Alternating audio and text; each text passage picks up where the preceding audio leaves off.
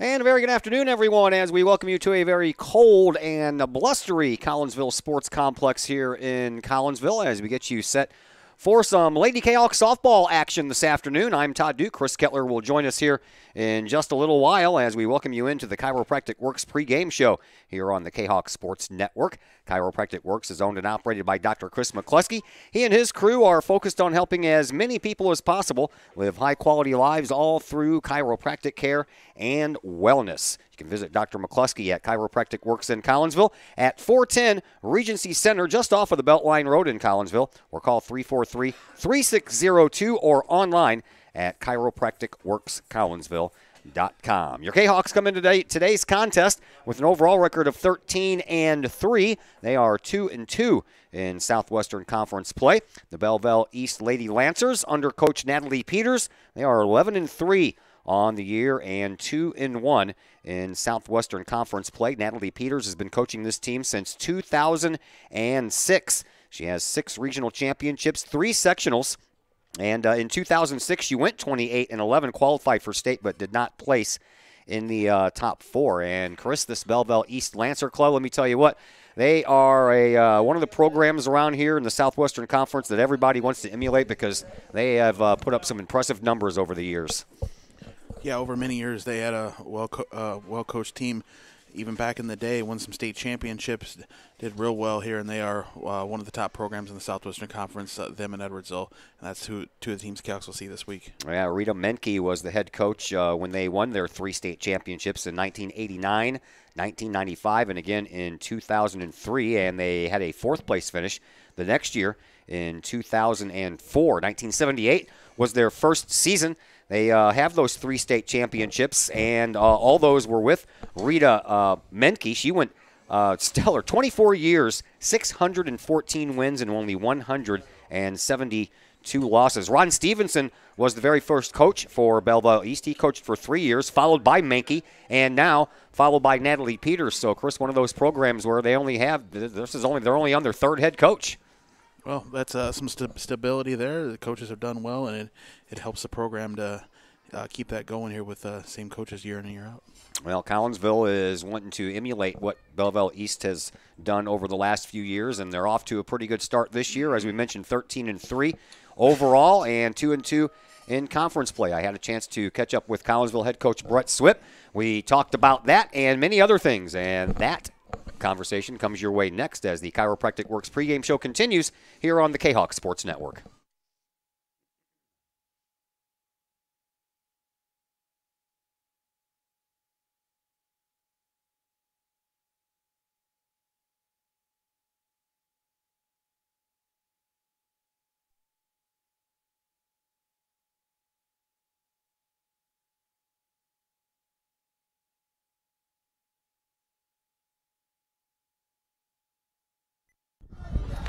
And we welcome you back into the Chiropractic Works pregame show here on the Kahok Sports Network. We have a full week of sports for you this week, Monday through Friday, as the rain kind of played havoc with the schedule, and now we've reverted back to, opening day, Coach Swip, March 16th all over again? Yeah, we're playing the beginning of the conference season starting up right now, so it's going to be an interesting week. We actually weren't supposed to be at home at all this week, but we have 2 games now. We're hosting Belleville East tonight and then Edwardsville on Thursday, so, just go with the flow.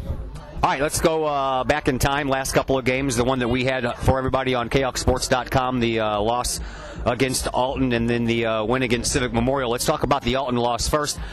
Just another indication of how really tough it is to win in the Southwestern Conference. Yeah, it really is kind of a crapshoot each game. There's been some awkward games already. We beat West, and then West went and actually had the lead in the 7th inning against Edwardsville. Went to extra innings, ended up losing. And then Edwardsville beat Belleville East, and Belleville East beat West. And so it's ultimately you just have to control you. We did not play good against Alton. So I can't imagine that we would have beat many teams that way. Our defense was just off, and just kind of took us out of rhythm a little bit. And but probably what the next thought is how we responded. And we went away, actually had an earlier start time too at Civic Memorial, and we just flat played ball there. We hit real well, and so we just talked about it. We have 7 games this week.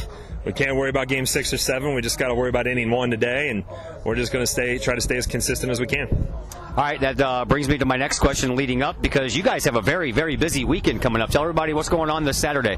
Yeah, something new for the program. The program in the past has definitely been invited to a lot of tournaments out of town. Central Illinois hosts a lot of tournaments, and we got invited to one this year up in Mount Zion. And it's just good training for us.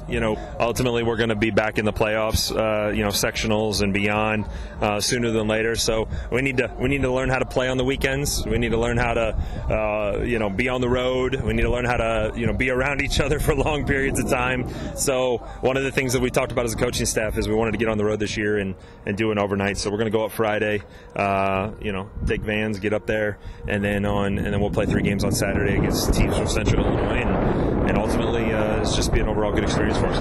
Well, I'm hoping the weather cooperates, man. I really do. All right, I like to pick on one person every time I do one of these interviews, and I was looking through stats and just what I've seen so far.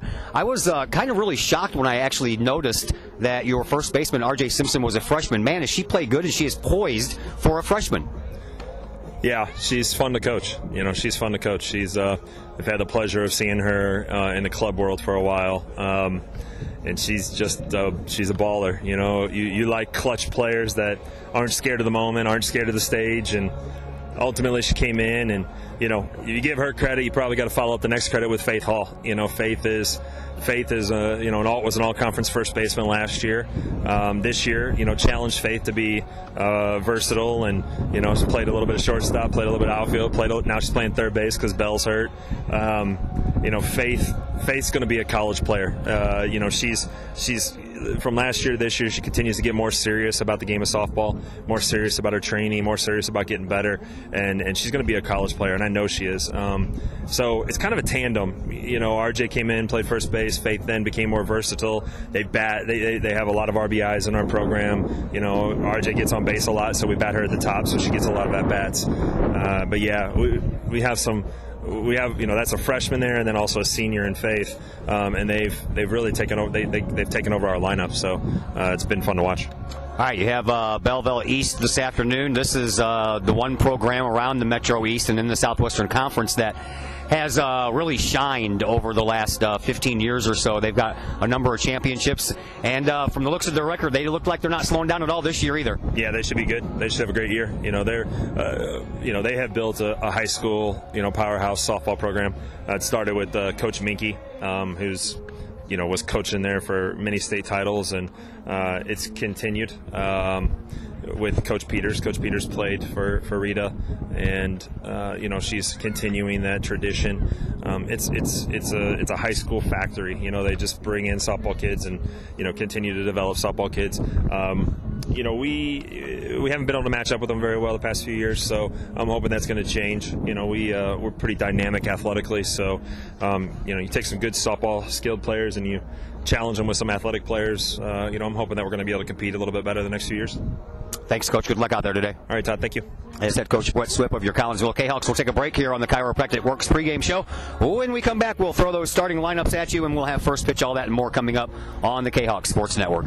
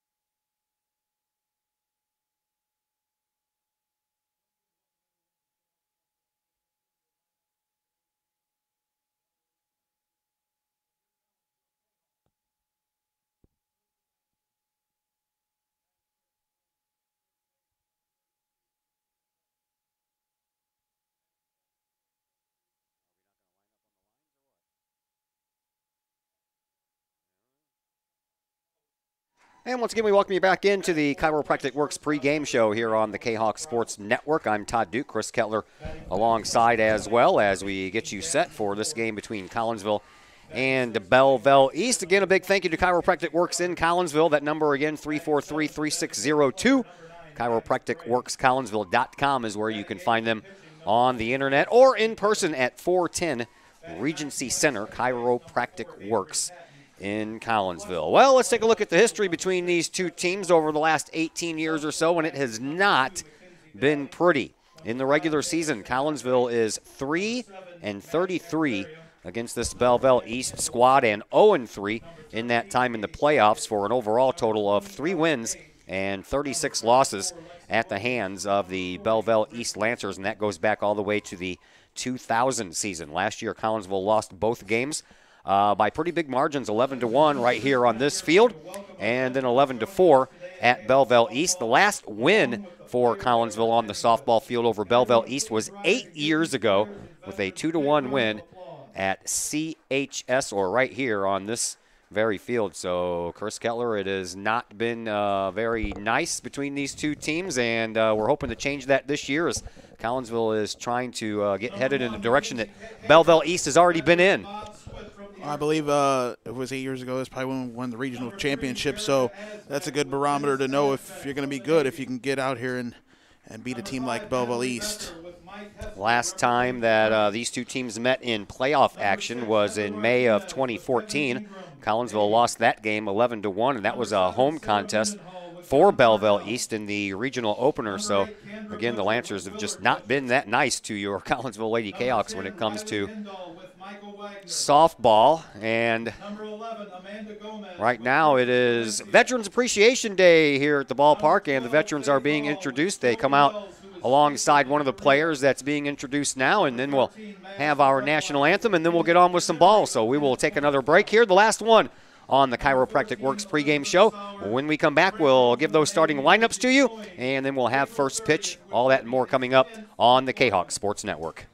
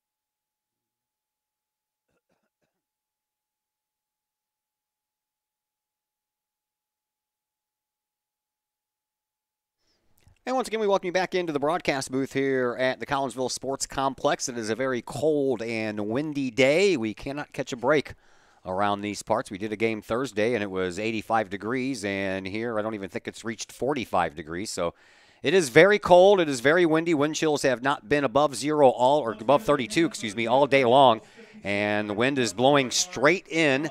A little bit of a tilt toward the first baseline, but it is 15 miles per hour, gusting to about 25 miles per hour. So it is going to be a rough day.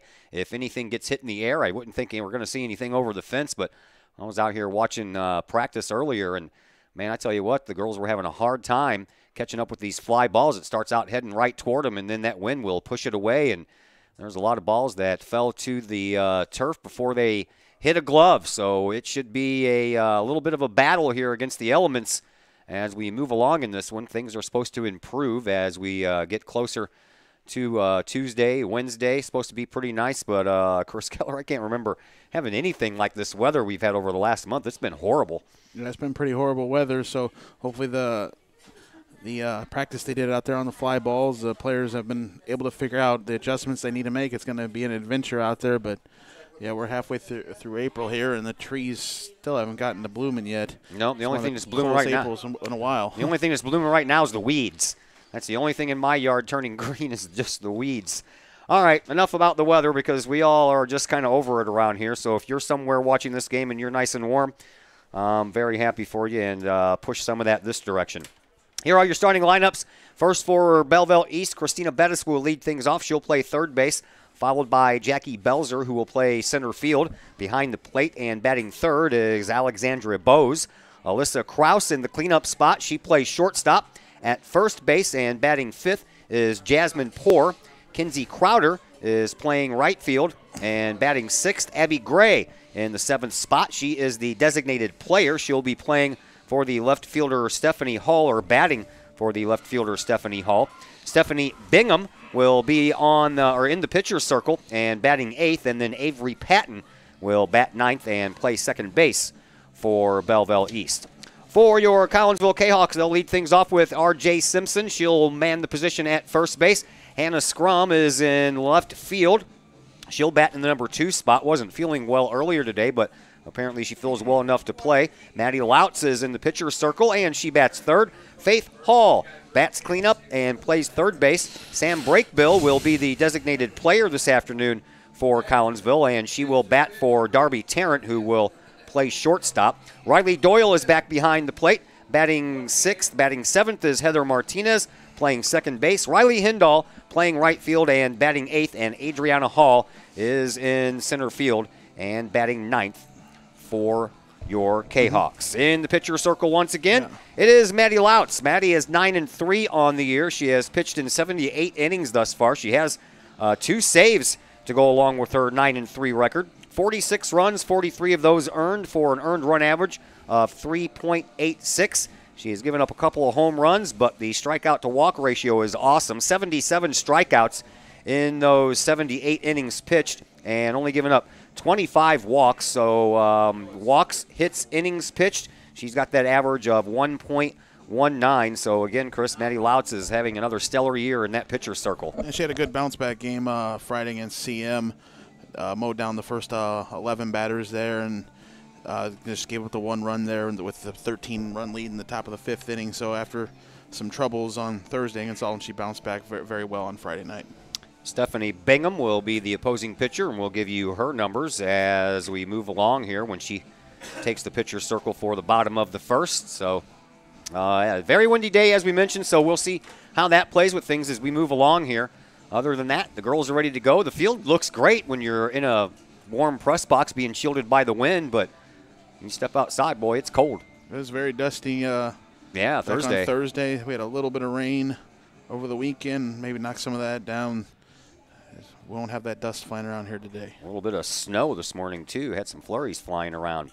All right, Christina Bettis will lead things off. It'll be Bettis, Belzer, and Bose. The 3 Bs, the killer Bs here at the top of the lineup for Belleville East. And for Christina Bettis, batting .523 on the year. She has 8 RBIs, 1 home run, 3 triples, and 7 doubles to go along with her 12 base hits. So she has 12 singles and then she has 11 extra base hits. So she is very good at the top of this order, and here is the first pitch to her. It's in there for a called strike on the inside corner, and we are underway. 436, 45 degrees. 436, 45. I told you, it was like 40 degrees cooler than it was last Thursday. That's just crazy. This one is outside and stays outside for a 1-1 count against Christina Bettis. Bettis will play third base when the Lancers take the field in the bottom half of the first. We'll set the defense here for you in just a moment. Here's a chance for Martinez at second base. She stabs it and throws over the first for 1 out. Good job of gloving it on the ground there. Died right in front of her. Flips to Simpson for the out. So Bettis is out for 3. That brings up Jackie Belzer. Belzer on the year, batting .293 with 11 runs batted in. She has 3 home runs. Other than that, everything else is single except for 1 double. First pitch goes high. 1-0. The count to Jackie Belzer. Next pitch, also a little bit high.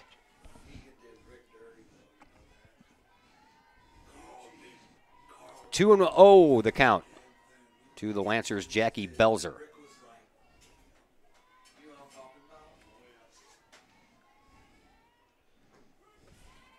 Next one is a strike. It'll be a very busy week for the Kahoks. You talked to them about the tournament this weekend and the 2 makeup games. 7 games this week. That's a lot of games. And a swing and a foul ball down the third base side. This is supposed to be the conference opener, but as that week that it never stopped raining, couldn't get any games in.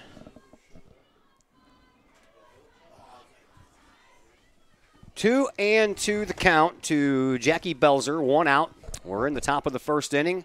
Sunshine is trying to make a triumphant return here and help us all feel a little bit better. There's a swing and a miss, and the first strikeout for Maddie Lautz is that of Jackie Belzer, the Lancers center fielder. That will bring up Alexandra Bose. Bose on the year, batting .545, 14 runs batted in, 4 home runs to go along with a couple of doubles, and the rest are all singles, and she steps up from the right side wearing some kind of a warm-up jersey over her jersey. Some kind of windbreaker jacket or something? Yeah. Outfield, Hannah Scrum is in left, Adriana Hall in center. Riley Hindall is in right field. Around the horn on the infield, Faith Hall is at third. Darby Tarrant at short. Heather Martinez at second. R.J. Simpson is at first. Maddie Lautz on the mound pitching to Riley Doyle. Here's a chance for Tarrant, but it goes right underneath her glove. And we have our first base hit of the game, and that belongs to Alexandria Bose. That'll bring up Alyssa Kraus. Kraus is the shortstop. She leads the team in the batting department. .558 is her average. 22 runs batted in.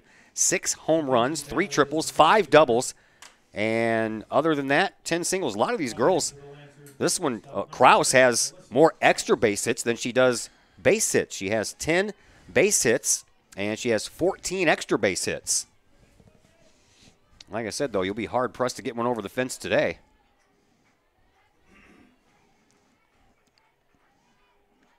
"17 home runs on the season for the Lancers as a team.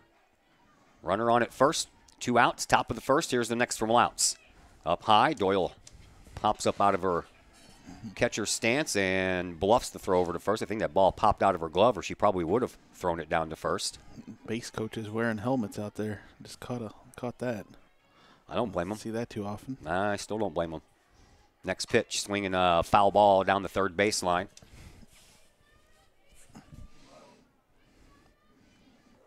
So the hard hit single got through the infield there pretty quickly. Tarrant couldn't get down on it.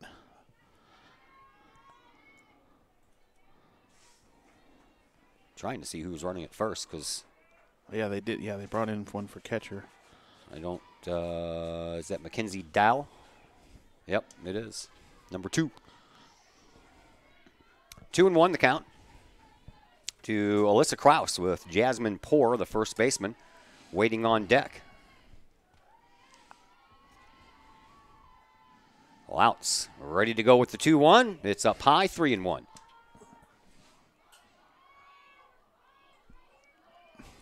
When we were here Thursday doing that game against Alton, there was a couple of times where Collinsville got the first couple of batters out and then things started to move. Or you'd get somebody in an 0-2 count and then lose them. High pop fly. This one's going to be in foul territory. Hall moves over toward the fence right in front of the bleachers, and it actually lands on about the third row of the bleachers. So just a long foul.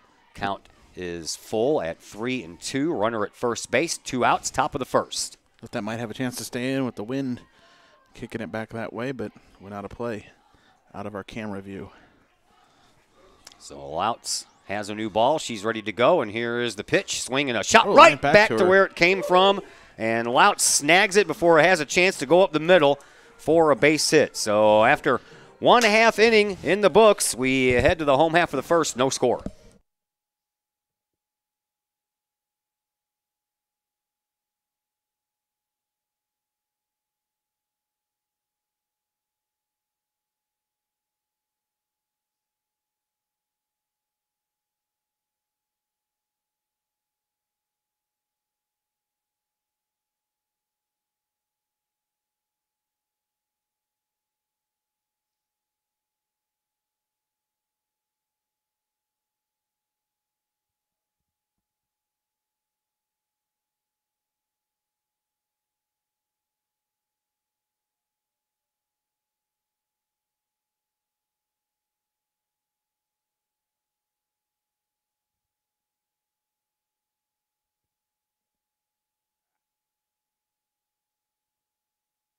Well, you're in good hands, Kahok fans. What's it mean to be in good hands?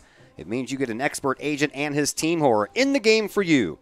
All-state agents and Collinsville graduates Mike Cluck and his wife Nancy and the rest of the team at the Cluck Family All-State Agency are eager to earn your business. For a free quote, you can stop by the office in Glen Carbon. It's right across the street from the IHOP, right there on 159. You can give them a call at 205-6060. You can also check out their All-State Agency website or their Facebook page to connect with them today. After 1.5 inning, no score. Collinsville getting their first at bat here. They'll lead things off with R.J. Simpson, followed by Hannah Scrum and Maddie Louts. If anyone can get on, Faith Hall will have a chance to bat. They'll be facing Stephanie Bigham. Bigham has been in 7 games on the year. She's 4-1 with a ERA of 2. Even, right at 2, has not given up any home runs. She has 16 strikeouts to go along with 5 walks. First up, R.J. Simpson. Simpson batting .407 on the year, 15 runs batted in, 2 home runs. Both of those home runs came in the same game. First pitch to Simpson is outside. It hits the corner for a called strike 1, 0-1. Playing in on the corners, expecting R.J. to bunt or get one of those swinging bunts. Simpson, left-handed batter, stands in, awaits the next pitch from Bingham, swinging a high fly ball. Wynn's going to mess with this one. Back in center field goes the center fielder Belzer, and she is there for the catch for the first out. Maybe if Wynn was carrying out, it might have got up over the center fielder's head, but just keeps carrying and gets knocked down. Yeah, that wind is going to mess with that ball, and especially if you hit it to straightaway center field, it's just going to die. If you hit it to right field, the wind's going to probably push it to the first base foul line. And that's what I noticed a couple of times when they were doing a little fielding practice out here. They're going to play scrum real shallow here. Yeah, there's still 3 of these girls out there that are wearing something over their jerseys, which I don't blame them at all. Just can't tell numbers, but that's okay. I already have names. Probably get away with it here in a conference early season game. Don't try to do that in state championship or something like that. Hannah Scrum batting .172 on the year, looking to break out.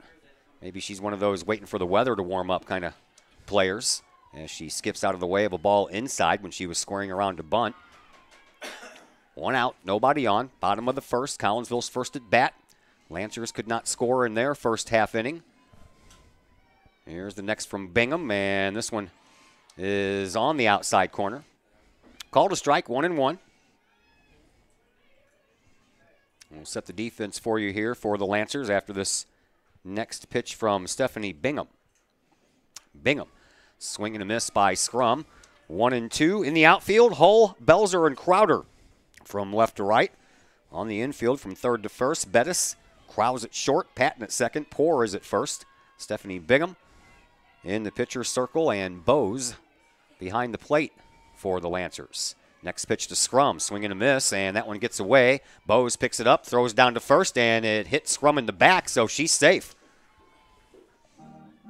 I thought initially she might have got a piece of it, but she didn't.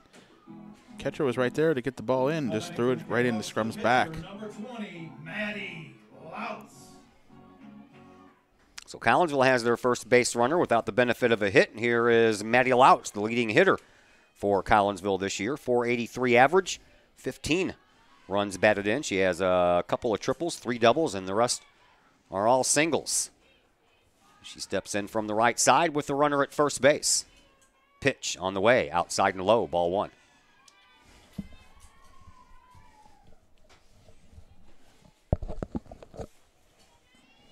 Maddie wants to keep the line moving. Faith Hall with a chance to bat. Maddie Louts ready for the next. She squares around to bunt, throw down to first base, not in time. 1 ball, 1 strike the count to Maddie Louts from the opposing pitcher, Stephanie Bingham.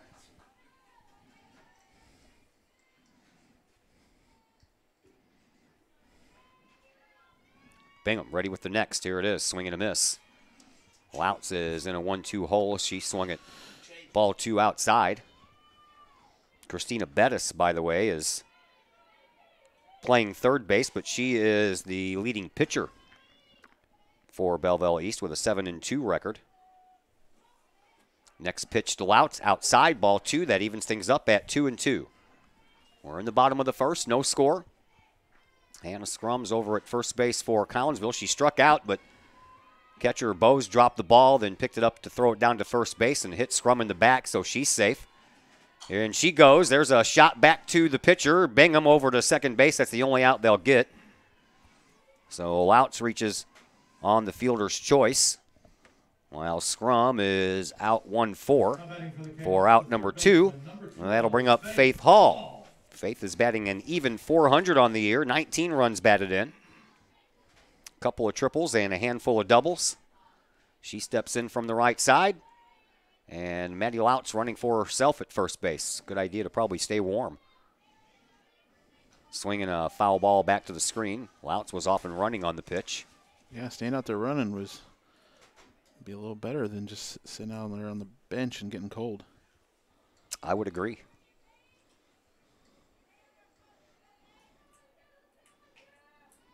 Get a ball back in here, and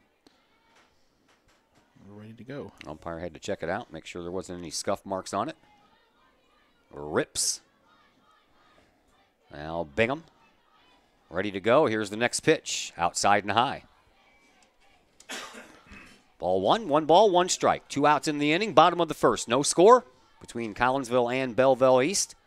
Lancers had a runner. They stranded in the first. Collinsville, they have a runner at first now in the form of Maddie Louts. Here's the next pitch to Hall. Swing and a shot right back to where it came from. Bingham has an easy throw over to first base, and both teams strand a runner in their respective half of the first inning. We head to the top of the second. No score.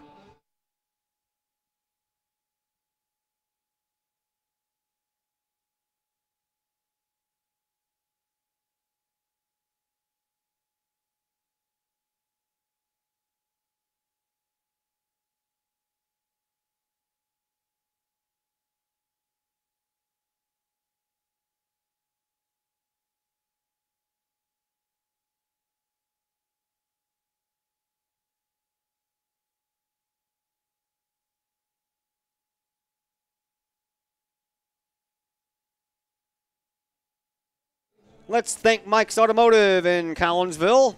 Mike's Automotive is a T3 certified tire center. They handle all of the basics like oil changes and tune-ups, and the not-so-basic stuff as well, like complete engine rebuilds. Mike's Automotive also has 24-hour towing, and they have 3 locations. Millstadt, St. Louis, and in Collinsville at 1150 St. Louis Road, just blocks from the high school, or you can call 345-0611 online at mikesautomotive.net and Mike's Automotive on Facebook. It'll be the middle of the order here for the Lancers as we head to the top of the second inning. Jasmine Poor will lead things off, followed by Kinsey Crowder and then Abby Gray. Both teams stranding a runner in their respective halves of the first inning. JV team is playing on the other field. Boys baseball team is playing at Busch Stadium today. We have baseball lined up for you this week, the next 2 days. Then we have some soccer action on the road at Granite City on Thursday. And then we're on the road for some baseball. Back to Waterloo I go. Back to Waterloo. Yeah. Can't stay away. Nope. Here is Jasmine Poor to lead things off, and she'll test Darby Tarrant out at short, and the throw is in time for out number one, and the first base umpire with an emphatic out number one over there. The right fielder, number 22. Tarrant gets tested right away. She's up to the task, makes the out. Jasmine Poor coming into that bat, batting .385 on the year. Here is Kinsey Crowder. Crowder batting .289. 8 runs batted in. She has 2 home runs, and skies one on the infield. Loutz is calling for it, but now Doyle has it in foul territory behind the plate. So that was one that was probably wind. Ball that was going to be behind the pitcher's circle, and the wind just took that one and carried it into foul territory. So 2 quick outs here for Collinsville, and that'll bring up Abby Gray. 2 pitches. Gray steps in from the left side, batting .375 with a couple of runs batted in. First pitch she takes, as any good teammate would after 2 pitches result in 2 outs. Trying to maybe give the pitcher a little bit of a rest, but the pitcher's on deck. Loutz is ready with the next. This one's low. Ball 2, 2-0. Got the first 2 out in the first inning before Alexandria Bose reached on a single. Got the first 2 out here in this inning, and now Loutz has fallen behind Abby Gray, and here comes the 2-0. That one's a little high. 3-0.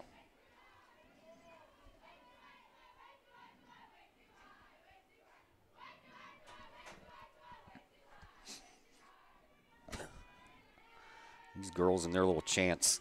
Shows bunt, but it goes inside. Yep. Goes inside, walks her on 4 straight pitches.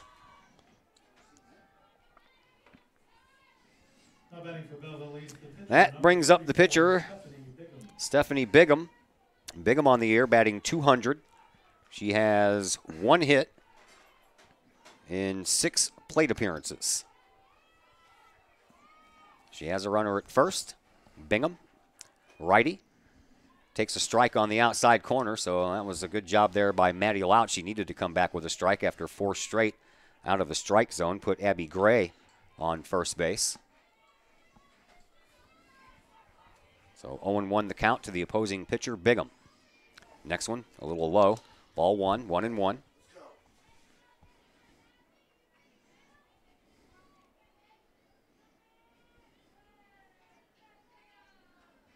Loutz looks in, brings it, high fly ball. This is going to be in shallow right field, and it drops because the wind really pushed it. It goes all the way up against the fence where they have the tarp roller, and that is going to allow Abby Gray to come all the way around from first and score, except for what? What are the umpires talking about? Well, the play just died when it was just a dead ball when it went into that area with the tarp, the tarping there at the moment, they're going to make her go tarp roll. Are they going to make her go back to third or no? No, she was coming in to score, and that just ends the play, and the runners go ahead to the base that they were already halfway to or more. So the run does score, and it is a double, so no change really, but it just hit that tarp roll. And the wind took that one from straight away right field all the way to the first baseline out there, but it did drop down just in fair territory. So the Lancers have a 1-0 lead. Stephanie Bingham gets credit for an RBI double. She is being courtesy ran for by Taylor St. Andre. And now Avery Patton steps up to the plate, the number 9 batter in the order for the Lancers. And Avery Patton on the year is batting .267 with 5 runs batted in, and she looks at one on the outside corner for a called strike. Well, that stiff wind bites the Kahoks the hardest first. Should have just been a routine fly ball out to Hindall, and would have been she couldn't get to it. Would have been inning over. As I mentioned, Louts got the first 2 relatively easy in both the first and the second. No damage done in the first as a player was left, but damage has been done here in the second as Abby Gray comes all the way around to score on an RBI double by Bingham. Here is the 1-1 to Patton. It's outside, 2-1.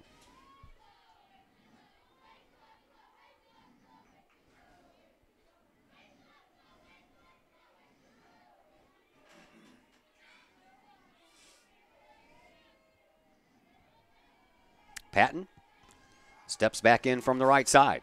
Runner at second base, 1 run already home. That one hits the inside corner, called strike 3, and the inning comes to a close, but not before the Lancers put 1 run across on 1 base hit and 1 runner left on base. We head to the home half of the second inning with the Lancers on top, 1-0.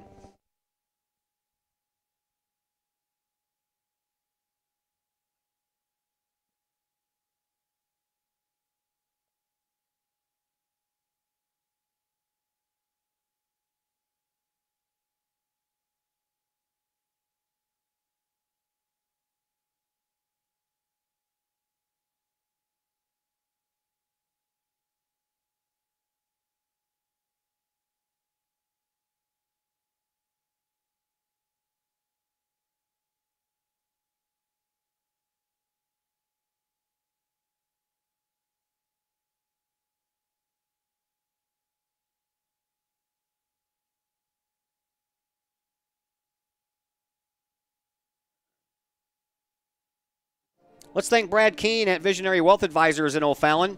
Brad Keene, he is a 1988 graduate of Collinsville High School. He is a wealth management advisor these days with Visionary Wealth Advisors. He has 22 years of experience in that field. You can call him today for financial advice and financial planning. Any work on your investment portfolio, retirement planning, and estate planning.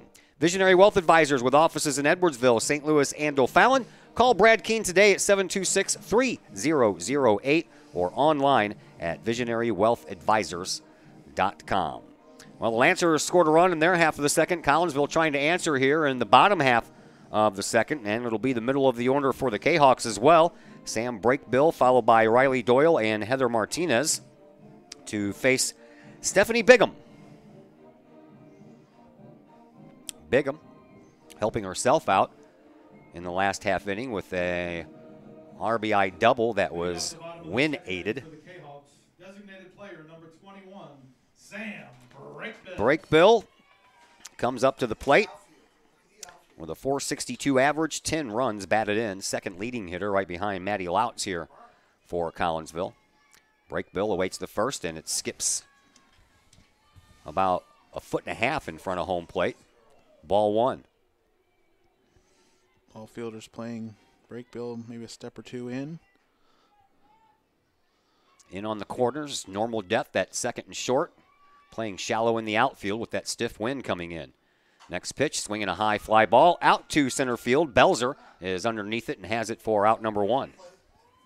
Just had to shade a bit there to the right. Step or 2 in and under the ball to catch it. That'll bring up Riley Doyle. Doyle batting .240 on the year. She has a home run to go along with her 11 RBIs. Matter of fact, she has 3 extra base hits, 1 double, 1 triple, 1 home run on the year. She stands in from the right side. First pitch from Bingham, swinging a long fly ball down the third baseline. That one is fair, and it's going to roll all the way up against the wall. Rounding first and heading into second is Doyle, and she'll be there with an easy stand-up double. That might have been like last Monday if there wasn't so much wind. It would have been that home run to left. But it dies right there at the foul pole right in front of the 200 sign. Yeah, she smoked that ball. One hopped right in front of that 200 sign. It is 200 down both lines. 215 in the power alleys and 225 to straightaway center field. Seemed like she got more on it than she did in that home run that she hit last Monday. So Doyle is at second. That brings up Heather Martinez. Martinez batting .395. Looks at one outside for ball one. 9 runs batted in. Number 10 is out there at second base. A well-placed base hit will score Doyle, and she is running for herself too. All these girls trying to stay warm out there on a cold day. Doyle has her lead at second after the pitch was released, and a throw down there late, but Doyle is back in. 1 ball, 1 strike the count to second baseman Heather Martinez. Riley Hindall waits on deck for Collinsville. Kahawks trying to tie this up, answer back the 1 run put on the board by the Lancers in their half of the second. Here's the next pitch, swing, and a little pop fly on the infield, and coming in was Kraus from shortstop.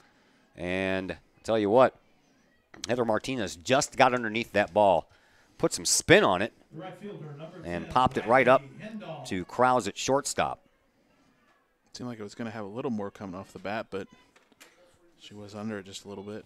So it's up to Riley Hindall if Collinsville wants to score a run here in this inning. Hindall bats from the left side, batting at even .200 on the year. First pitch, outside, ball 1.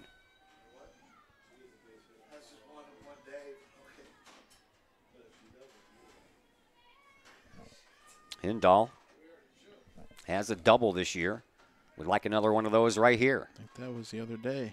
Here's the pitch, outside, but it hits the corner. That'll even things out at 1 ball and 1 strike. 2 outs. We're in the bottom of the second. Lancers have a 1-0 lead. I will have a scoreboard, hopefully running by tomorrow. I had to pay for the license to operate the scoreboard last night, and they say it takes 24 hours, so hopefully by tonight I'll have that license, and I'll be able to download the scoreboard, and we'll be on track for tomorrow's baseball game. Next pitch is a called strike. 1-2 the count to Collinsville's Riley Hindall.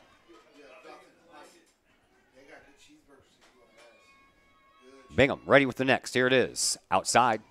Ball 2. That'll even things out at 2-2. Adriana Hall, the number 9 batter for Collinsville, waits on deck.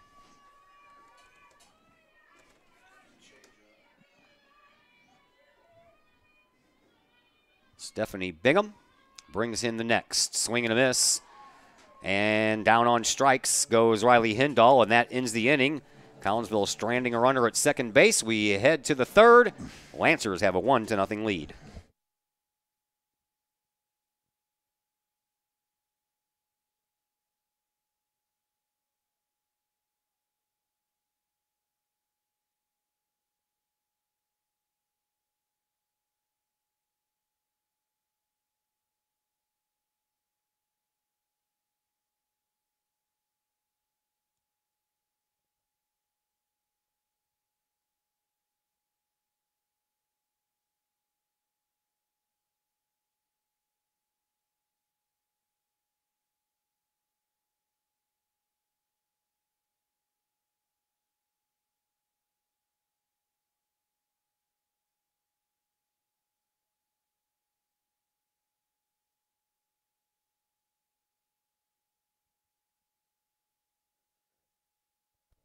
Let's thank the Junior Service Club of Collinsville.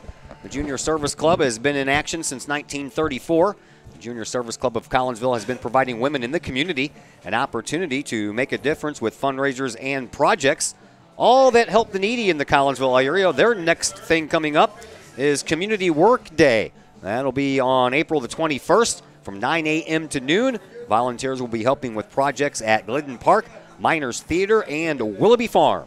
Those interested in helping can register by emailing Collinsville Junior Service Club. Their email address is collinsvilljuniorservice@gmail.com. Again, that's collinsvilljuniorservice@gmail.com. Back to the top of the order here in the top of the third for Belleville East. That means Christina Bettis, Jackie Belzer, and Alexandria Bose will all have a chance to bat here in the third inning. Collinsville trailing 1-0. Maddie Louts back in the pitcher circle and ready to go to Bettis, and that one hits the outside corner, called strike 1. Bettis on her first time up, grounded out to Heather Martinez at second base.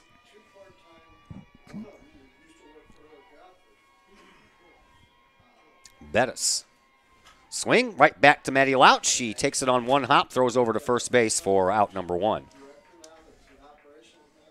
A few that's been hit right back to Louts. She's been up to the task on when that has happened. Number 15, Jackie Belzer. That's called protecting yourself. Here's Jackie Belzer. Belzer was a strikeout victim her first time up. Yeah, and then both of them have been hit back to her, have been really hit hard, too. First one was a line drive she caught. This one was a one-hopper right back to her. Skied, and the wind is going to push that one out of play. Pitcher's only 43 feet away. Yeah. A lot of them like to wear them masks and do everything to protect themselves. I would. Especially after watching Belle Marsala take one off the chin a couple of weeks ago. Still haven't gotten her back. Nope. She's here, but not dressed. She's been, practicing warm-ups and stuff. This one's going to stay in the field of play, and R.J. Simpson at first base calls for it, and she has it for out number 2. And again, first 2 go down relatively easy here. Got the first 2 in the first inning, and then a base hit. Then luckily that line out back to Louts, but the second inning, a ground out and a pop-up accounted for the first 2 outs on 2 pitches, then a walk and a double scored a run.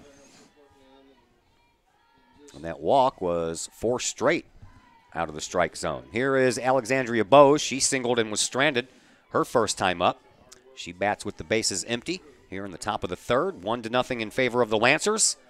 2 outs in the inning, and there's a called strike that paints the inside corner from Maddie Louts to Alexandria Bose.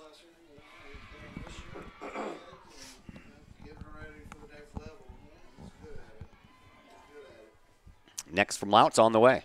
Swing and a chance for Tarrant, but she can't get there. She dove a little too early. I'm sorry. It was a quick one through the infield. She thought maybe she could dive for it. Maybe she thought she was 9 feet tall. Or her glove was 16 feet long. So, back-to-back base hits by Alexandria Bose. And again, she is out there at first base with 2 outs. Last time that happened, Alyssa Krause lined out to Maddie Louts. So here's Krause's second at bat. First pitch, took a little off, did Louts, and Krause swung right through it. Jasmine Poor waits on deck for the Lancers. And we're all hoping she leads off the next inning. Louts ahead in the count, 0-1. Next pitch on the way to Krause. Swinging a foul ball out of play. So Louts 1 out away from, or 1 strike away from getting out of this inning. There's been 3 base runners in this game for the Lancers, and they have all come with 2 outs. Runner at first, here's the 0-2. Swinging a high fly ball. Martinez calls for it. Everybody calls for it, and now in foul territory, Doyle just lets it fall because I think she felt the presence of more people coming at her. Yeah, Faith Hall, Simpson, Louts, Martinez all came in there, and it landed in the area right between all of them. Somebody needs to call for it and just stay calling for it and back the rest of them off because there were 4 girls coming in at one ball, and they all stopped at the same time. Here's the next 0-2. That's up high, pops out of the glove by Doyle. She picks it up, throws down to second. Not in time as that ball bounces in just as Alexandria Bose slid in. The last one, you think it might have been Simpson, easiest for her to come down the line there and take charge of that and make that catch. So now a runner in scoring position and a 1-ball, 2-strike count against Alyssa Krause. Krause awaits the next from Louts. Here it is. Swinging another high fly ball, but this one is going to go behind us. Over to the batting cages.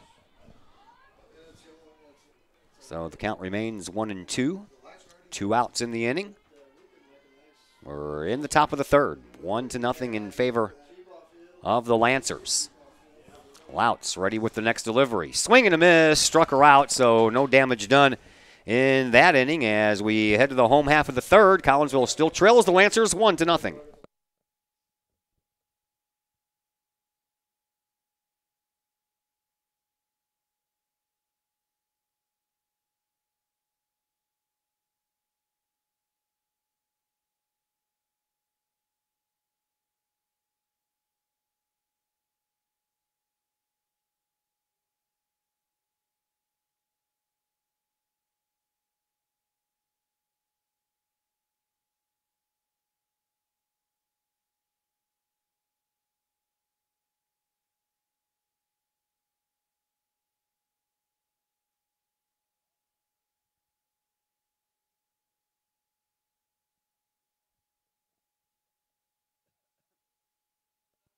Let's thank Pack Mail. They are locally owned and operated by Ryan Combs. Pack Mail can ship anything, anywhere. They treat you like a neighbor because you are a neighbor. Pack Mail offers shipping materials and containers, P.O. boxes, and now they offer climate-controlled self-storage as well. You can visit Pack Mail at 407 Beltline Road in Collinsville. Online, WeShipStLouis.com or call 346-4884. Let's also thank my friend Peyton Blaylock with RE/MAX Alliance. Peyton wants you to know that it's okay to buy and sell real estate. Mortgage rates are still at all-time lows, and no one knows this better than Mr. Peyton Blaylock with RE/MAX Alliance. You can call Peyton today, 780-4622, or online, Peyton Blaylock at remax.net. Adriana Hall leads things off here in the bottom half of the third inning for Collinsville. Then back to the top of the order, and R.J. Simpson and Hannah Scrum. Adriana Hall comes in batting .319 with 8 runs batted in as she steps in from the left side, ready to face Stephanie Bigham for the first time today. Bigham's ready. Pitch, bunt attempt. And a pitch outside, and that's a called strike. And now that will move Bettison from third. Also, Poor comes in from first, so they're in at the corners. They're in at the outfield. Even with the bag at short and second. Swinging a little tapper that stays at home plate. 0-2 to Adriana Hall. Hall has a couple of doubles to go along with her 13 singles. Looking for her first extra base hit of the year. Oh, no, the 2 doubles. I just said that, didn't I? 2 doubles, I think those were the ones in Waterloo that came up really big. Here's the 0-2. Outside, ball 1. 1-2 the count.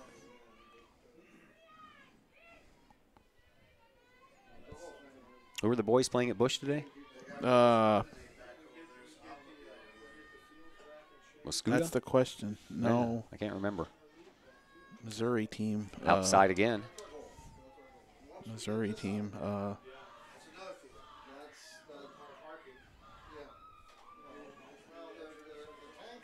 Somebody.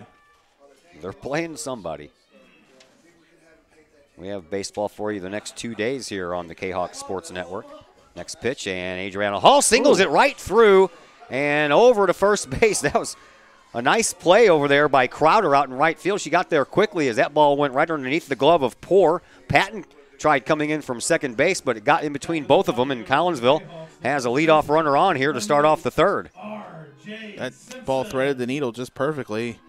Went through the infield fairly quickly, and the right fielder playing in did almost have a chance to throw out at first, but Hall is fast enough to get there the 40 feet down to the 60 feet down to the bag.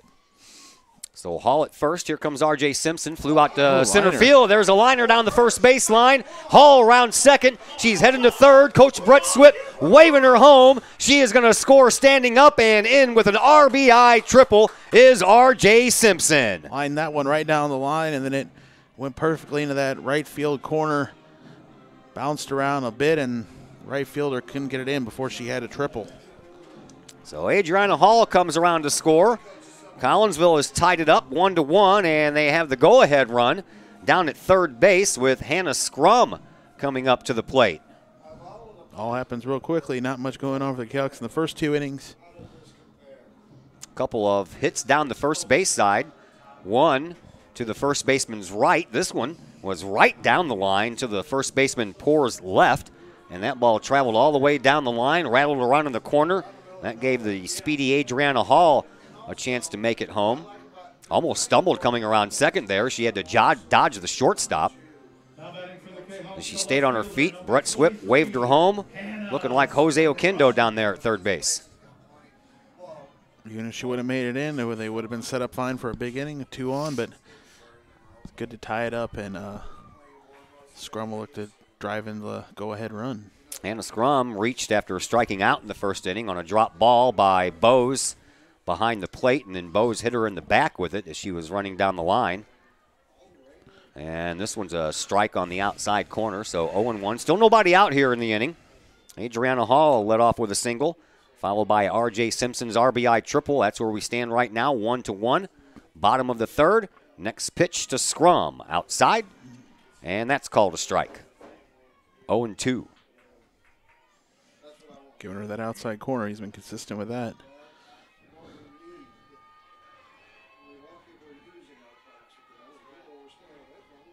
Bigham ready with the next. Way outside. That was outside by about 5 feet. 5 feet outside after it went out of the circle. Nice job by Bose to leave the batter's box and get out there and catch that one, or that would have scored a run. Next pitch on the way. Swing and a miss by Hannah Scrum, and she's down on strikes. That is the second strikeout, actually the third if you count the first one to Scrum, which you do. Does count. So Scrum has struck out twice, but reached base once. So that'll bring up Maddie Lout. So each pitcher has 3 strikeouts. Maddie reached on a fielder's choice her first time up and was stranded at first base. She has an RBI opportunity here. Looking for RBI number 16 on the year is Maddie Louts. First one's outside and low. Ball 1 out in the inning, 1 run home. Another huge run stands down at third base in the form of R.J. Simpson. Thereafter, an RBI triple. Next pitch to Louts, swing and a miss. She swung at one outside, 1-1. Got baseball for you the next 2 days, both home games. Granite City tomorrow and Mater Dei on Wednesday. Bingham ready with the next, outside. Ball 2, 2-1.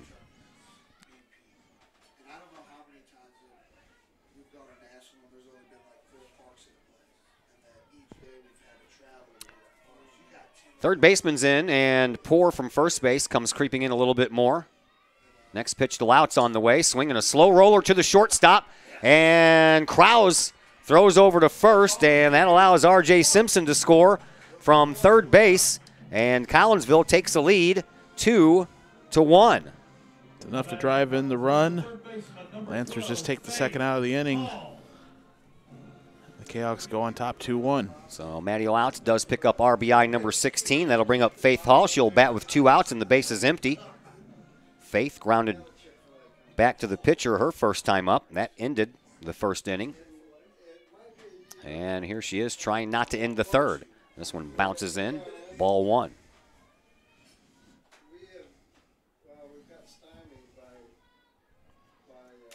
So Collinsville has scored 2 runs on 2 hits.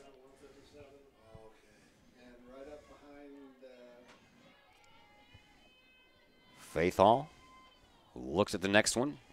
Outside, ball 2, 2-0.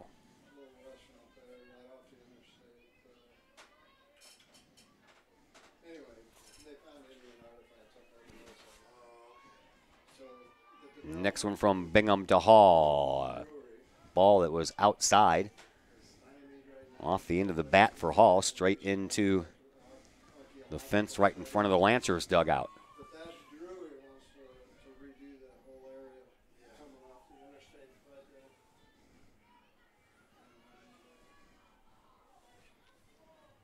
Wind kind of looked like it's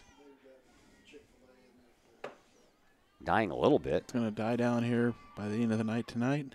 Supposed to anyway. There's a little looping fly ball, and that's an easy play for Patton at second base, and the inning comes to a close, but not before Collinsville scores 2 runs to take a 2-1 lead as we head to the 4th inning here on the Kahok Sports Network.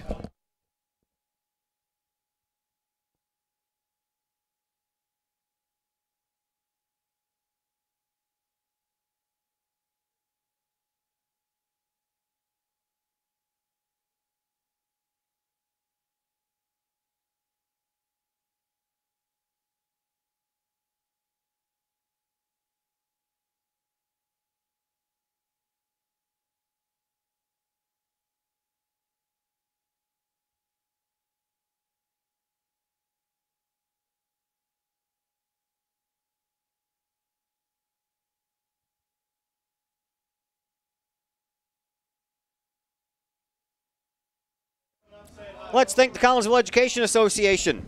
The CEA is your partner as they work to ensure quality education for our children. The CEA advocates excellence and equity in public education. For more information, you can visit the Collinsville Education Association's Facebook page. Let's also take some time to thank the City of Collinsville. You can check out the City of Collinsville's Facebook page for information on upcoming events in the city. They already have their Movies on Main schedule out. The first movie of the summer, June 9th, Despicable Me 3. That'll be followed by June 23rd's The Lego Movie, and they have the rest of the schedule for July and August as well. If you would like to check that out, you can check out the City of Collinsville's Facebook page. And as always, the City of Collinsville is a proud supporter of the Collinsville Unit 10 School District, and they wish all district athletes good luck this sports season. Just had the mayor up here. Here is Jasmine Poor, the first baseman for the Lancers, grounded out to Darby Tarrant at shortstop, her first time up. I don't think I've ever personally met the mayor. Sound like they were talking about some plans here for the sports complex down here since city has taken back the city parks. First thing they need to do is put in some Wi-Fi. Put in some Wi-Fi. Put in some Wi-Fi. Maybe that's doable. Sure, it's doable. This is 2018. You can put Wi-Fi anywhere. They can put Wi-Fi in cars. It'd be something. They can get people down here in the parks. They come watch games. They get their kids on the Wi-Fi or something that don't want to sit and watch a game. Yeah, the little bitty ones who don't want to do anything except play on the tablet while their older brother or sister play ball. Yeah, it'd be something. Yeah. It could work down here. Yeah. 2-1, the count to Poor. Next one is a ball outside, so 3-1.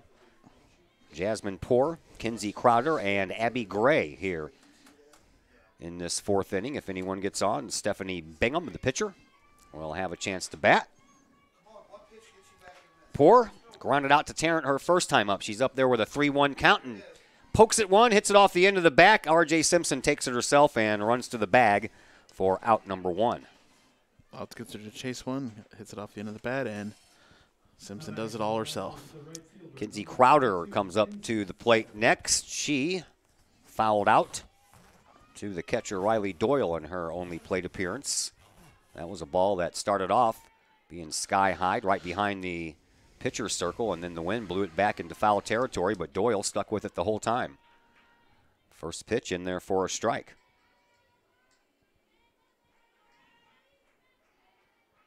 Yeah, they swinging a foul. Ooh, I don't know about that. That was a foul ball by about 5 inches, and the home plate umpire called it fair. So, down to second base with a 1-out double is Kinsey Crowder. Andy seemed to think it went off of Faith Hall's glove there in fair territory, and that might have been what could be made it fair. It didn't land fair.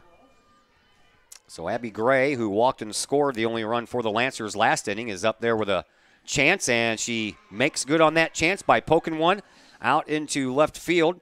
Scrum comes up with it, and holding at third base is Kinsey Crowder. And Abby Gray is on at first base with back-to-back hits here by the Lancers, which now gives them 5 hits on the afternoon. Yeah, they have Wi-Fi at Woodland Park now. So I guess maybe by this time next year we could probably have it here. Stephanie Bingham, the pitcher, is due up next. Bingham had that RBI double in the second inning to score the Lancers' only run thus far. She has runners at the corners with 1 out. Collinsville with a 2-1 lead, but that's in jeopardy. First pitch is in there for a strike, and a runner goes down to second base, trying to test to see if Doyle was going to throw down there or not. Doyle did not. Instead, she throws down to third to make sure Crowder stays put. So Abby Gray goes down to second. No, Belleville ain't afraid to run, and they're going right away on the first pitch. So runners at second and third, 1 out. Here's a, swing. Heather Martinez up with it, throws home, and out at home plate is Kinsey Crowder. Plenty of time to make that play. The out at home, Doyle gets a tag down. So out number 2. Gray stays at second base. Bingham down at first on the fielder's choice. So now it's up to Avery Patton, the second baseman. As again, Taylor St. Andre comes in to run for Bingham. And after all that, Maddie Louts and the Lady Kahok softball team 1 out away from getting out of this inning with that 2-1 lead still intact. So much for that wind dying down. It is going right now. Swinging a high fly ball. This one is on the infield in foul territory, and Riley Simpson could not find a way. She twisted, she turned to the left, then turned to the right. And by the time she figured out where the ball was, it was too late, but it's just a foul ball. Yeah, right on time, just like I said, it's a pretty good gust going through right at that moment. And right when you said that, I looked up at the flag, and it was whipping. So 0-1 the count to Patton. Next pitch, that one's right over the middle. Called strike 2. And now Louts and company 1 strike away from getting out of this inning.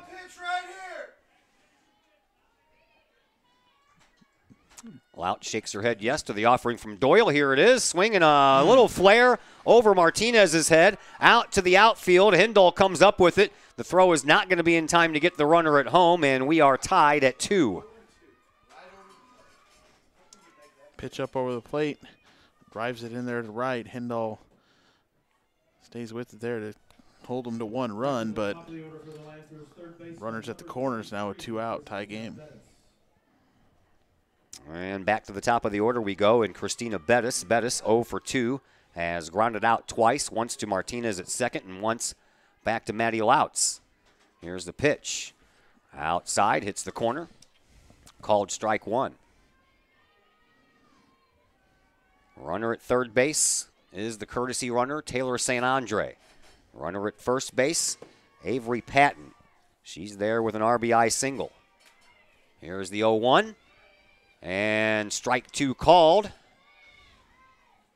as Patton takes second base. But again, Lancer's just trying to test Doyle to see if she's going to throw down to second while there's a runner at third. She does not, so runners at second and third. And again, Collinsville 1 strike away from getting out of this inning with no further damage done than the tying run that has scored this half. Next pitch, there's a bouncing ball off of Louts' glove, and R.J. Simpson could not get there in time to pick it up and move over to the bag, so St. Andre scores from third base, and the Lancers have their 1-run lead right back. Center fielder, number 15, Just barely out of her reach there. She knocked it the perfect way away from our second baseman and first baseman. Went parallel to them, and Lancers get the run in.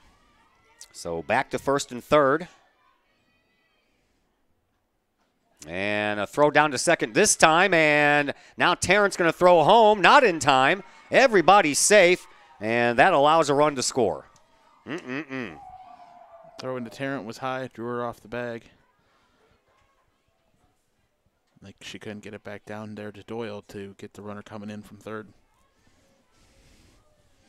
So a runner down at second is Christina Bettis, and Collinsville's 1-run lead was short-lived. They're 1 strike away from getting out of this with no runs given up, and now the Lancers have 3 this inning.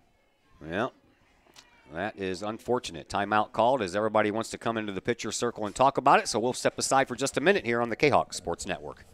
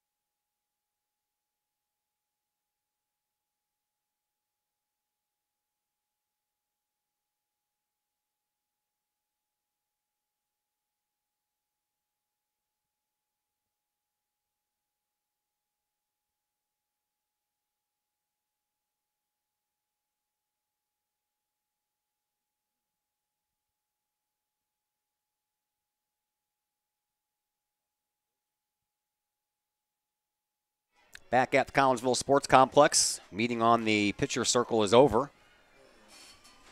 And the Kahawks trail here by a score of 4-2 after taking a 2-1 lead.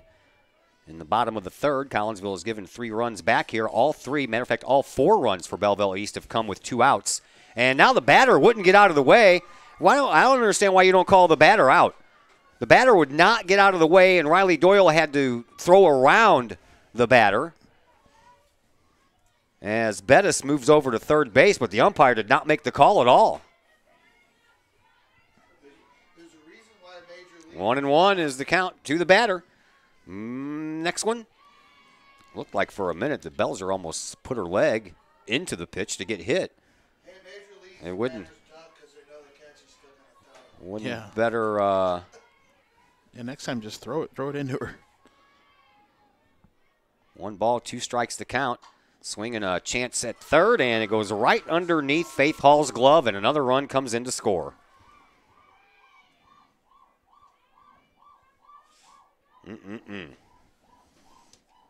Just a low one gets through the infield there. Second hit like that for Belleville East this inning, and it all keeps going here with 2 outs.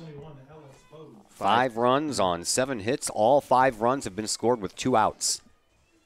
Just seemed like that. What Alton kept doing the other night, Thursday, against when they got 12 runs.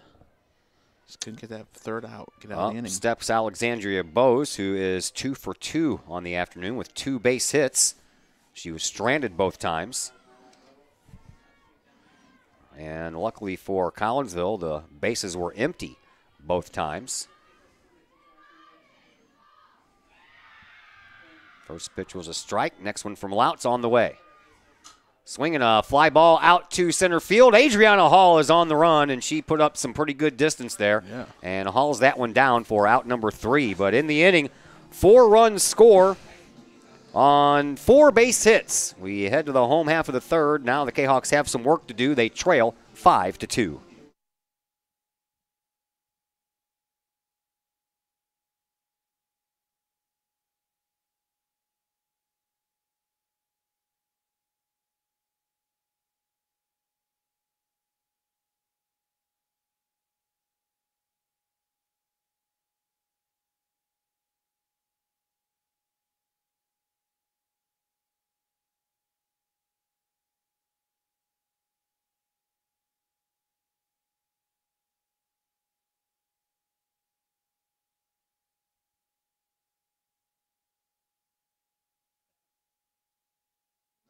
Let's thank All Pro Tees.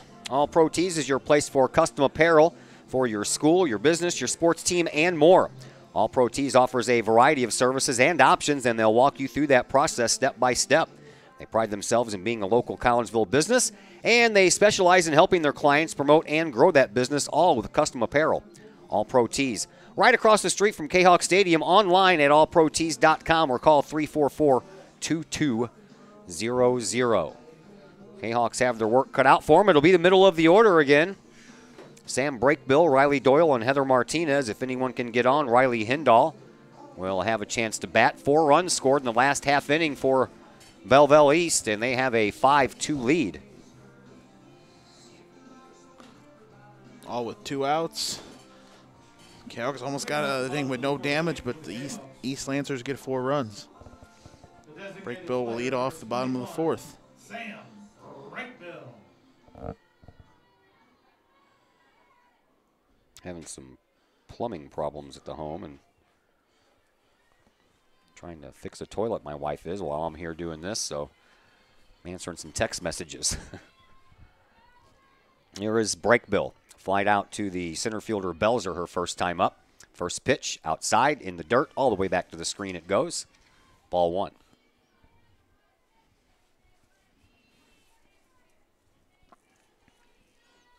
Kahawks got some work to do here. Need some base runners, but they got a few innings to make it happen. Get it started here in the bottom of the 4th. Plenty of time left. Another pitch outside. 0-2 the count to Sam Brakebill, the designated player today, batting for shortstop Darby Tarrant. Brakebill from the right side, awaits the 2-0. Swings at ball 3. That was another pitch outside. Yeah, she's a way to every batter. 2-1 the count. More sun now than clouds after a predominantly cloudy day, so nice to see the sun. Here's a swing and a high fly ball. This one's going to go behind first base. That's going to be fair. That one drops right in there fair just as the second baseman, Patton, puts her glove out, reaches for it, but couldn't quite catch up with it. She covered the distance, but her glove just reached her glove out there and just barely missed making the catch there. Landed just barely fair in the right field line. Second inning in a row, Collinsville has had the leadoff batter on. Kahok scored 2 in the last inning when Adriana Hall led off with a base hit. Here is Riley Doyle. Doyle looks at one outside. Doyle doubled her first time up, but that was the only hit in the second inning, so she was left out there at second base. Another double right here would be wonderful. They play Doyle pretty much straight away everywhere. Outside. Ball 2. 2-0. Sam Brakebill on over at first.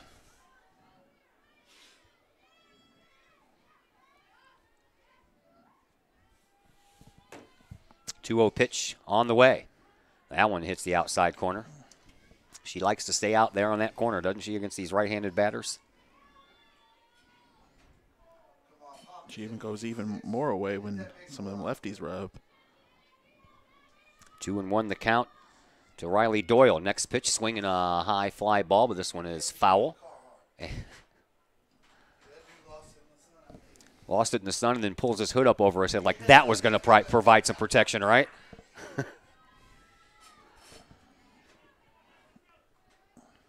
Okay. Bring your helmet or pay attention. See, I think he's over there. He's over there watching the JV game. Trying to watch both games. Probably trying to watch both, yeah. Outside and low with the next pitch and a full count here at our to field, Riley Doyle. Here at our field, you can almost watch both games at the same time, almost. Another ball coming in. They had to go get the foul ball back from behind the broadcast booth here. Some places you aren't as lucky to be able to watch both games. Another full count delivery coming up. Doyle takes it outside, ball 4. Collinsville has the first 2 reach base here. And they need to because they trail by 2 runs due to the Kahawks. We're in the bottom of the 4th. Lancers have a 5-2 lead. I'll leave Doyle out there to run. First walk issued by Stephanie Bigham. Puts runners at first and second. Heather Martinez will come up to the plate. Martinez popped up to the shortstop Krause in her only plate appearance. And Belleville now East can make a change there. looks like we're having defensive changes for Belleville East. We'll take a break, tell you about them when we come back on the Kahok Sports Network.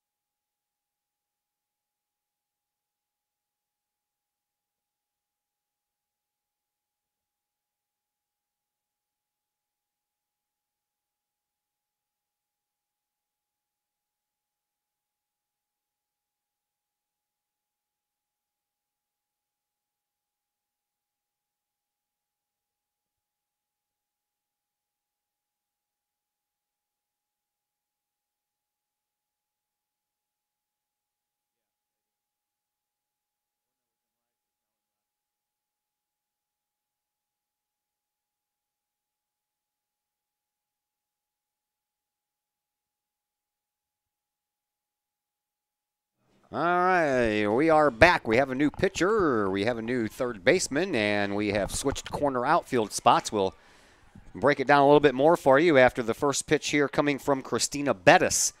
Bettis was at third base. There's a bunt, but it's foul. So Bettis moves to the pitcher circle from third base. Hull moves from left field to third base. Crowder moves from right field to left field, and Dowell comes in to take over right field. Everybody get all that? Runners on first and second for Collinsville. Hopefully they did. The short thing is Belleville East has a new pitcher in there. They do, and that is their best pitcher, I do believe. There's a foul ball. For Christina Bettis, she is 7-2 on the year with a 2.3 earned run average. She has given up a couple of home runs. She has 39 strikeouts to 26 walks. All that coming in 54 innings. So she will give up a walk, but she will also strike out a batter. This one's outside. Ball one ball, 2 strikes the count. Sam Brakebill is at second base. Riley Doyle is at first. Nobody out. Collinsville trailing by 3, 5-2. So right now the tying run up at the plate. Next pitch from Bettis into Martinez, swinging a foul ball straight back to the screen. We'll do it all over again. 1 ball, 2 strikes.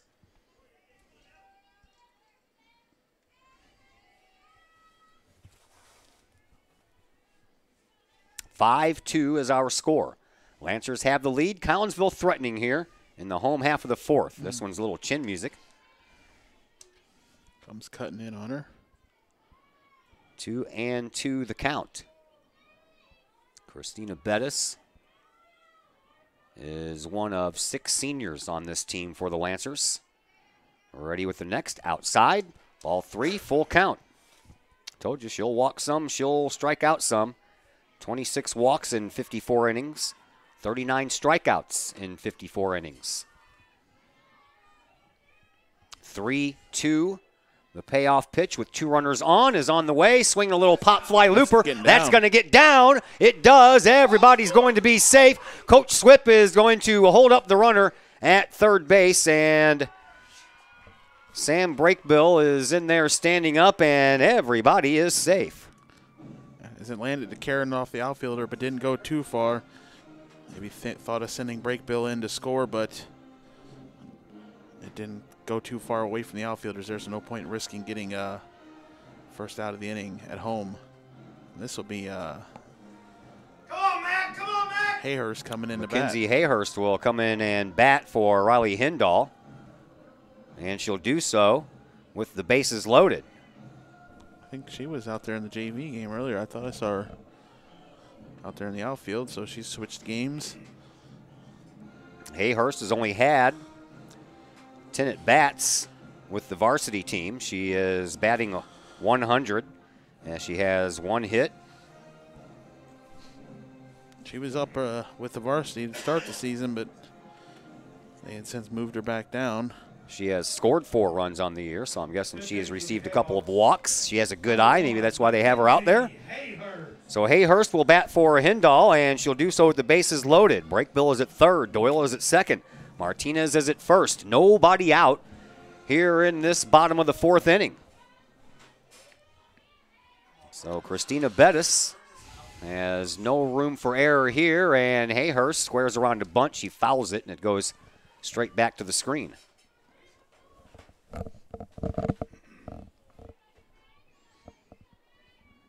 5-2. Lancers with the lead. Bottom of the 4th. Nobody out. Bases full of Kahawks. Infield playing, or outfield playing way in. Infield they playing are. step in too. Hayhurst is tiny, so the outfielders see that and move up.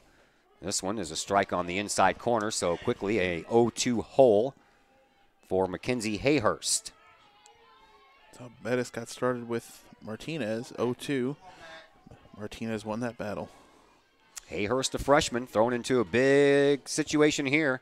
Next pitch, swing and a miss. Down on strikes is Hayhurst. And that's the first strikeout for Bettis. Bingham had 3 while she was in there. So Adriana Hall will come up with the bases loaded with a chance to do some damage here. Adriana 8 runs batted in on the year. She could put that into double digits with a well-placed base hit, and the outfield still playing very shallow. Maybe even more in. And Adriana Hall squares around to bunt, and I would take the bunt off right now. These girls are all playing super shallow, man. You can get one in the air and send it over one of these fielders' heads. Everybody will come in to score. Next pitch. Up high, and she did not square around to bunt this go-around. 2-0 the count. 1 out in the inning. Bases loaded. They're in everywhere. Hall, the lefty, awaits the next from Bettis. Here comes the 2-0. Swing and a miss. Late swing at that one. Just kind of slapped at it. I almost think that outfield is playing in even more than they did on Hayhurst. I think so. 2-1 the count to Adriana Hall. Hall steps out, but play's still going. Next pitch on the way. Swinging a foul ball. Out of play. 2-2 the count. R.J. Simpson waits on deck. Right now, it's all the Adriana Hall show. She has the bases full of Kahawks. 1 out. Collinsville trails by 3.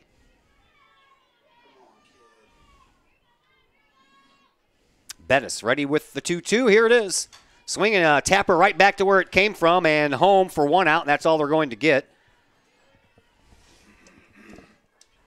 So Hall reaches on the fielder's choice.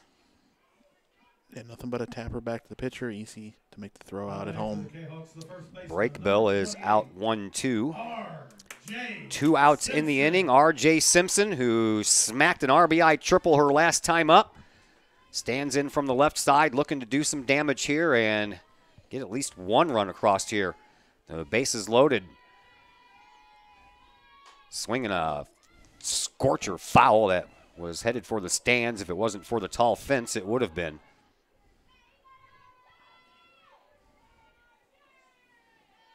Bases were loaded with nobody out. Now the bases are loaded with 1 out, or excuse me, 2 outs.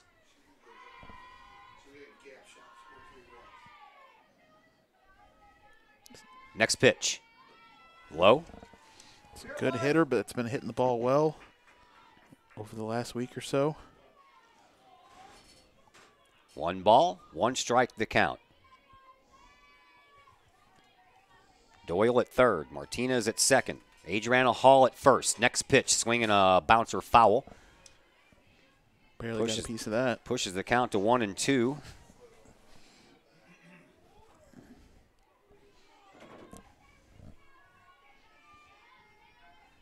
And now the Lancers 1 strike away from getting out of this big-time jam. Here's the next. Swinging a slow roller to the shortstop, and up with it is Kraus for the out, and Collinsville strands the bases loaded after having the bases loaded and nobody down. We head now to the top of the 5th inning. Lancers still lead 5-2.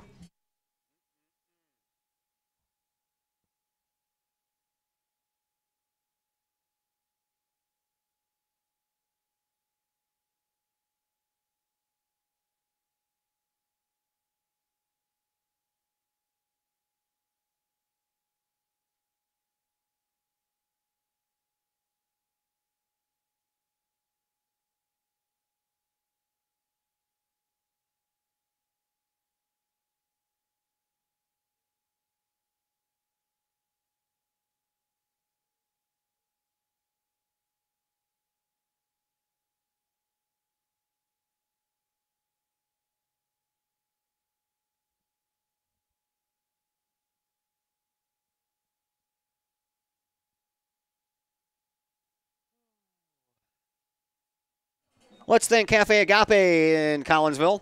Cafe Agape serves up delicious sandwiches, burgers, steaks, pulled pork, and the Collinsville favorite, the steak and onion sandwich. Cafe Agape has weekly lunch and dinner specials with pork steak Wednesdays, meatloaf Thursdays, fish every Friday.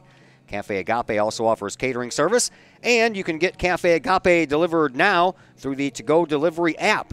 Cafe Agape is open Monday through Friday from 11 to 7. They're located at 703 St. Louis Road in Collinsville, or you can call 345-CAFE.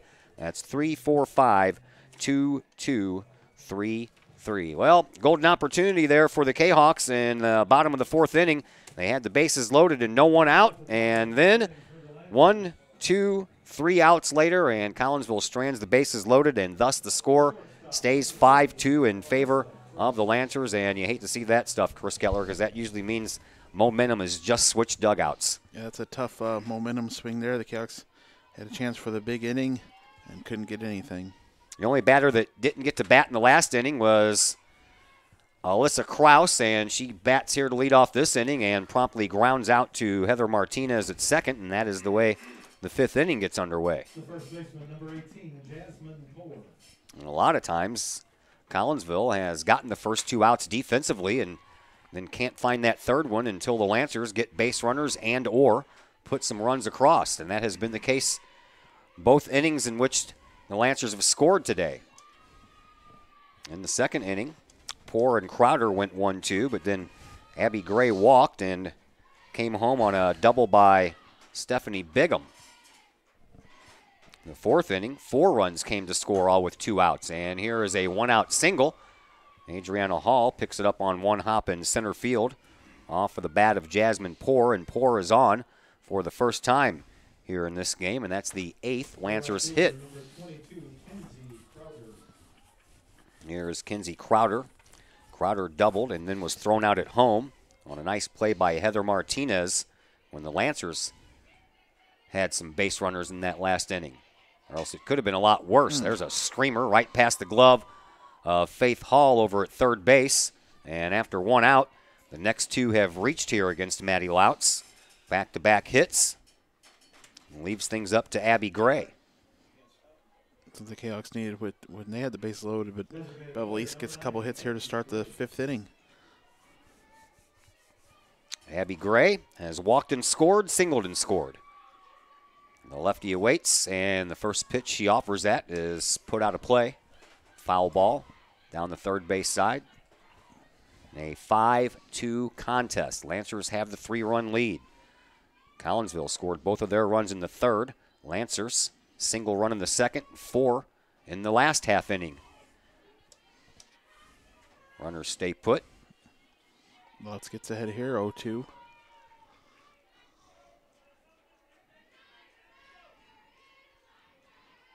Lautz ready with the next. Here is the 0-2. Swinging a slow roller. Down to Faith Hall at third base. Step on third would have been a double play. But she fails to step on third. Throws across for the out. Everybody moves up 1. Over to third is Poor. Down to second is Crowder. And there are 2 outs in the inning. Nothing else. You get the lead runner there and the second out.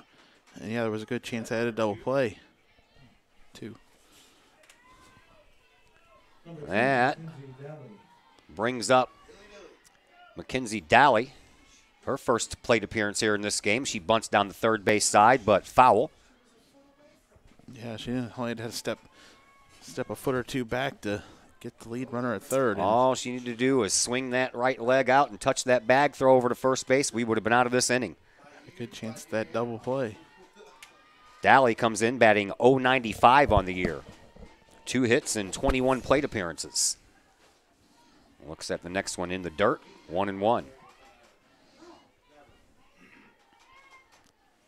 Missed the one to get out here, making her first plate appearance.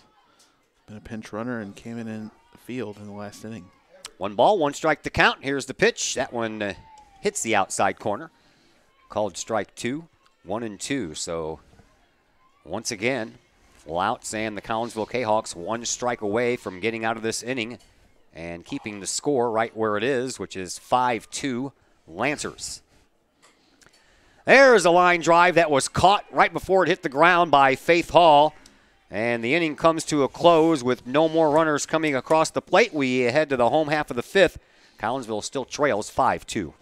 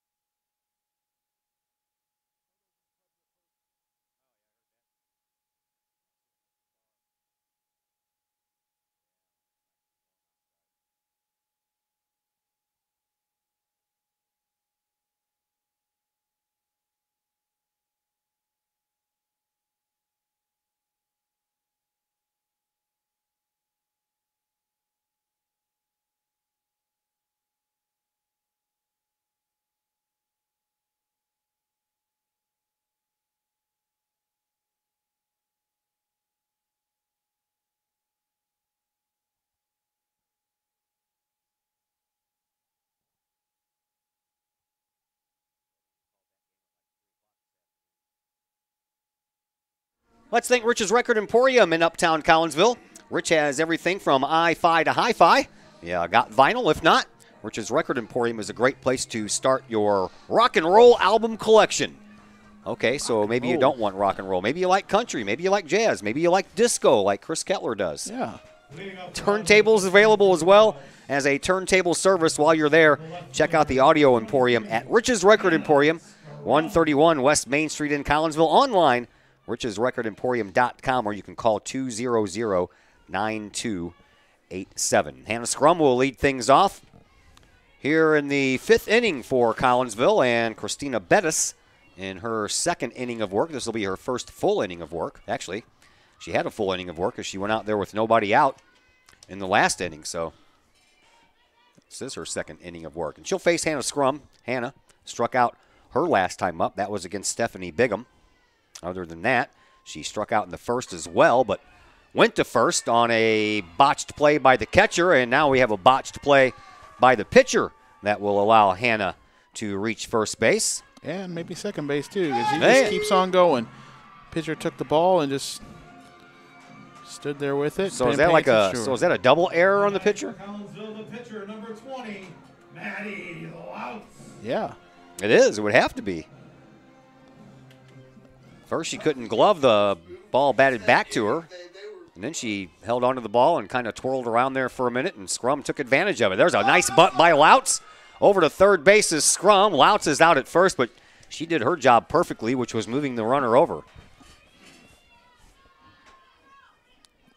I normally have the third hitter in the lineup be bunting there, but Louts does her job and move the runner along. The Kahoks have a runner on third here without a hit. Faith Hall will step up to the plate and try to bring Hannah Scrum home from third base to get Collinsville to within 2. We're in the bottom of the 5th, so it is getting a little late here. Bettis is ready with the first to Hall. It hits the outside corner for a called strike 1. Faith Hall up now. Sam Brakebill waits on deck down at third base. The 3rd run of the game for Collinsville in the form of Hannah Scrum. Here's the next from Bettis. Swing and a miss as Hall swung right through that one. 0-2 now to Faith Hall. Collinsville's senior third baseman. Next delivery, a little slap down the first base side, and Beth Ann Swartz ran like that ball was coming right toward her, and it really wasn't.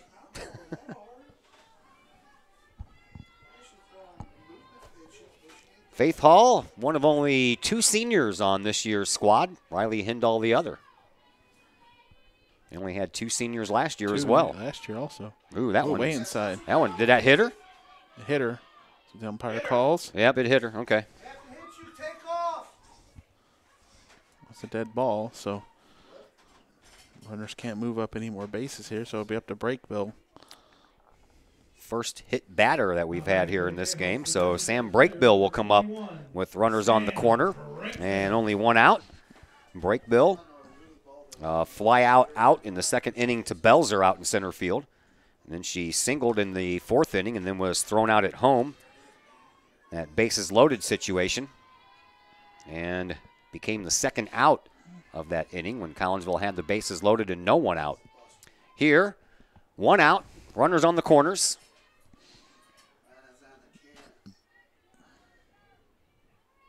Collinsville trailing by 3.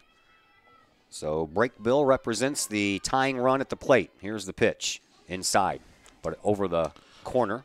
A called strike. Nothing she could do with that one. Umpire can call it a strike. Just move on to the next one. Yeah, that was outside. Hits the corner. I wouldn't have swung at it, but then again, I'm left-handed. It would have hit me. Foul ball on the next. Puts Brakebill in a 0-2 hole. American flag out in center field, still whipping in the wind. Bettis ready with the next. Here it is. Swinging a foul ball. Out of play. Over the Lancers' dugout.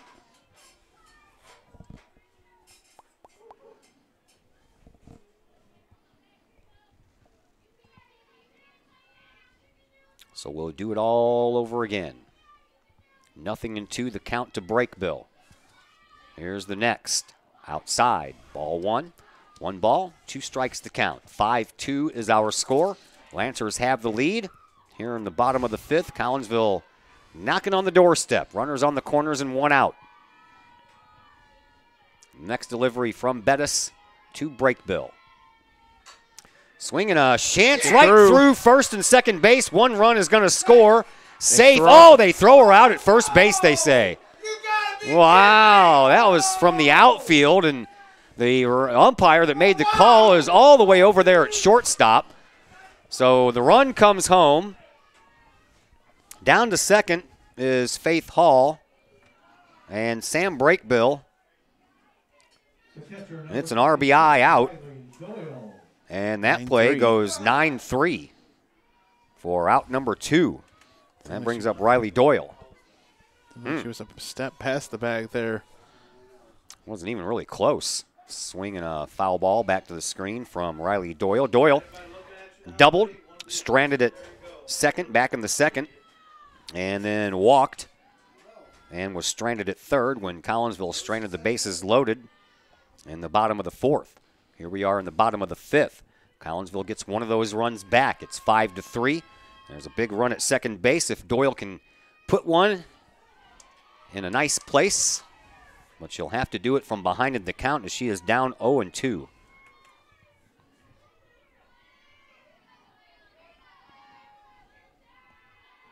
Riley Doyle, the Kahok catcher, awaits the next from Bettis. Here it is, outside.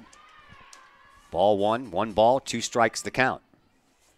See, I think in that situation with the fielding umpire all the way over at short, home plate umpire should have made that call at first.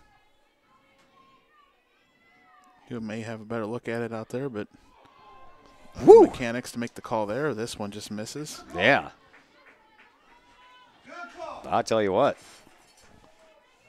Riley Doyle had nerves of steel to take that pitch. That from here, it looked like it was down the middle. We'll take it. Here's the 2-2. Foul ball back to the screen. Count remains 2-2. Fights that one off. See what Bettis has to offer next. 2 outs in the inning. Runner down at second base. That is Faith Hall. Christina Bettis is ready with the next pitch to Riley Doyle. Here it is. Swinging a slow roller to the shortstop. Kraus is up with it and across the diamond for the out, but Collinsville does get one of those runs back. We head now to the top of the 6th inning. Lancers still lead 5-3.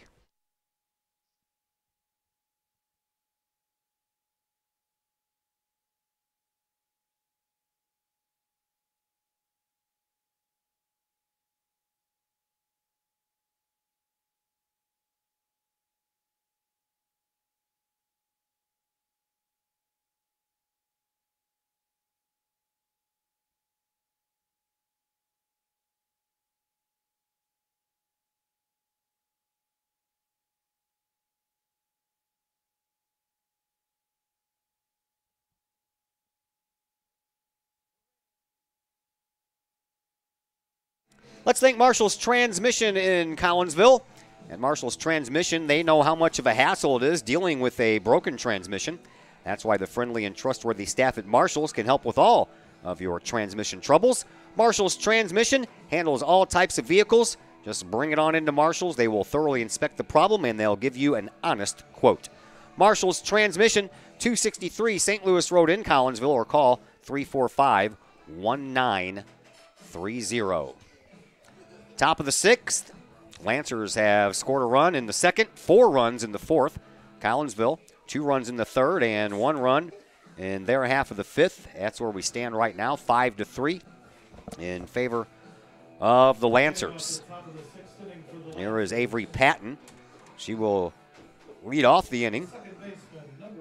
Then back to the top of the order, and Christina Bettis and Jackie Belzer here for the Lancers. Maddie Louts back out at the pitcher's circle for her 6th inning worth of work. She has struck out 3, walked 1. Slow roller right back to her. Louts picks it up, throws over to Simpson in time for out number 1. 1 pitch, 1 out. It's done that before. 1 pitch, 1 out. 2 pitches, 2 outs. 2 pitches, 2 outs. Not much off that one. Goes off the bat and dies right away. Louts fields it. Bettis comes up to the plate, 1 for 3, 2 ground outs. She singled in a run in that 4-run fourth inning, had a stolen base in there as well. She bats with the bases empty and 1 out. That's the end of that ball. Umpire threw that one out.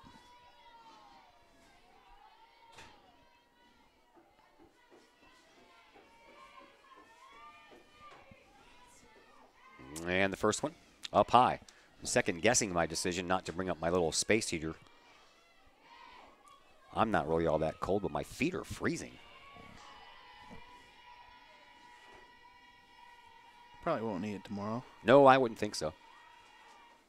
That's a called strike. Christina Bettis started off playing third base. Now she's got a couple of innings of work in the pitcher's circle. Collinsville has a game every day this week. And then 3 on the weekend and hitter. So after no hit batters in this game, we had one in the last inning against Collinsville, and now Maddie Louts hits her 8th batter of the year. That'll bring up Jackie Belzer. Belzer has struck out, popped up, and singled. She singled in a run in that 4-run fourth inning for the Lancers. She's up there with 1 out, runner at first base. Bunt, it's perfect, right in front of home plate. Only play for Hall is down to first base, and she's going to be late. Everybody's safe. Yeah, perfect is the right word for that one. Faith Hall had to come in way in to field that one. Martinez covering at first. Little infield hit. Yeah. Little infield hit by Belzer puts runners on first and second with 1 out. Alexandria Bose, the catcher, started off with back-to-back singles in her first 2 plate appearances before she ended up lining out to Adriana Hall in center field.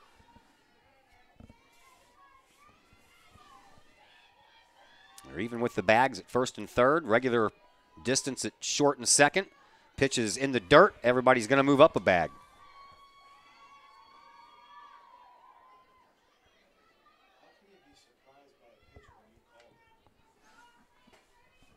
So 1-0 to Bose with an RBI opportunity now.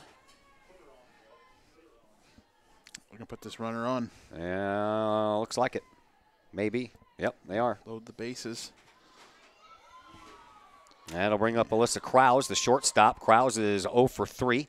A line out, a strikeout, and a ground out.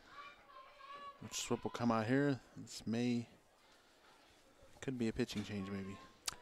We will step aside for just a moment while they have a little discussion here at the pitcher's circle. We'll be back on the Kahok Sports Network.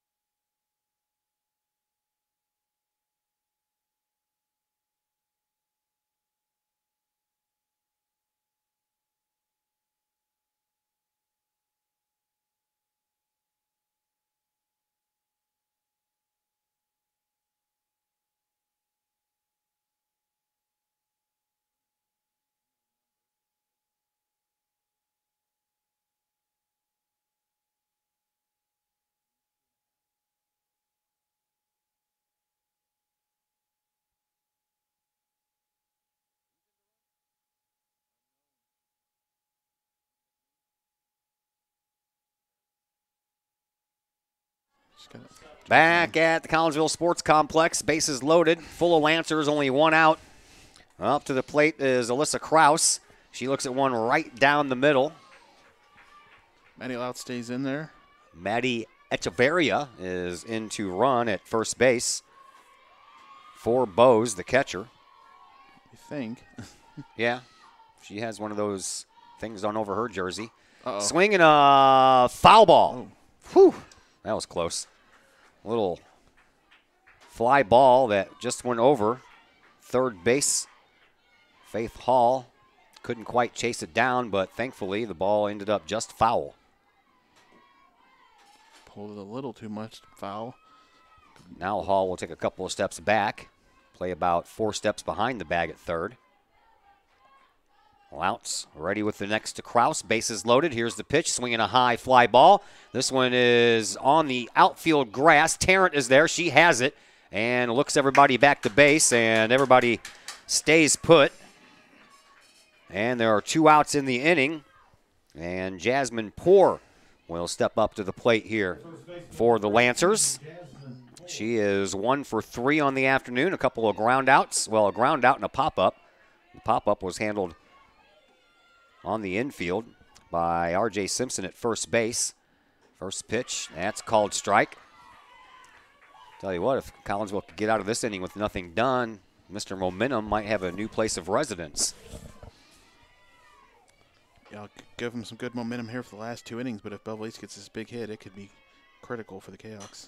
There's a ball that's struck and fouled right onto the big old tube down there in foul territory that holds the tarp. If the tarp was there. If the tarp was there. We had a ball that got caught over there after it was in foul or in fair territory. So that little tarp holder has come into play a couple of times. 0-2 the count. 1 more strike and we're out of this inning. Inside. Umpire says it was too far inside. Ball 1. 1-2 the count. 2 outs. We're in the top of the 6th. Lancers have a 5-3 lead. And they threaten with more. They have the bases loaded. Here's the 1-2. Swing and a miss. Struck her out and stranded. The bases loaded just as the Kahawks did in their half of the 5th inning. So we'll see how that transpires and see if that can give some momentum to the Kahawks as they come to bat in the bottom of the 6th, trailing the Lancers 5-3.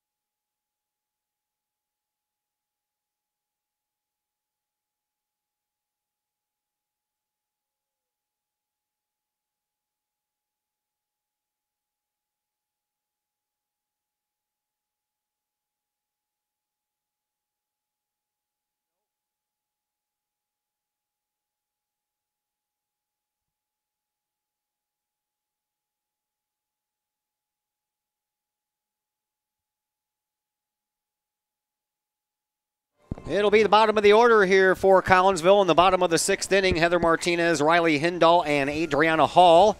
If anyone can get on, back to the top of the order, and R.J. Simpson. Martinez is 1 for 2 on the afternoon. She popped up to the shortstop Krause in the 2nd and singled and was stranded in the 4th. First pitch is in there for a strike by Christina Bettis.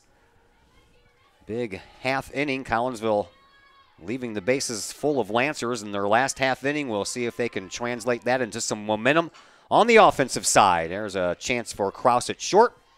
Up, over, and OUT for out number 1 here in the bottom of the 6th. Big strikeout by Louts to end the top of the 6th. Kahoks need to get 2 runs across here in the next 2 innings. Keep the game going. Number 1, Mac Hayhurst. Here is Mackenzie Hayhurst, who stayed into the game after coming in to pinch hit for Riley Hindall in the 4th inning. She struck out in that plate appearance, so she's up there with the bases loaded, trying to bunt, and bunts it foul.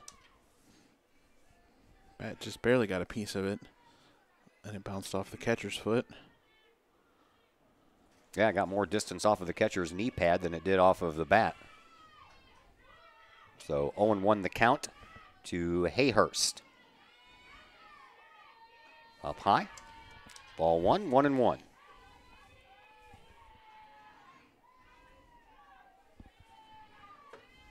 Hayhurst with 1 hit and 10 at-bats coming into this game, so now 1 hit and 11 at-bats.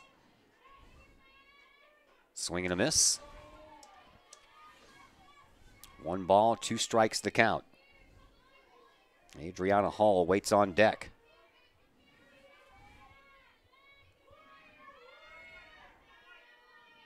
Next pitch, swinging a foul ball out of play. That one goes and gets caught up in the netting at the top of the batting cages.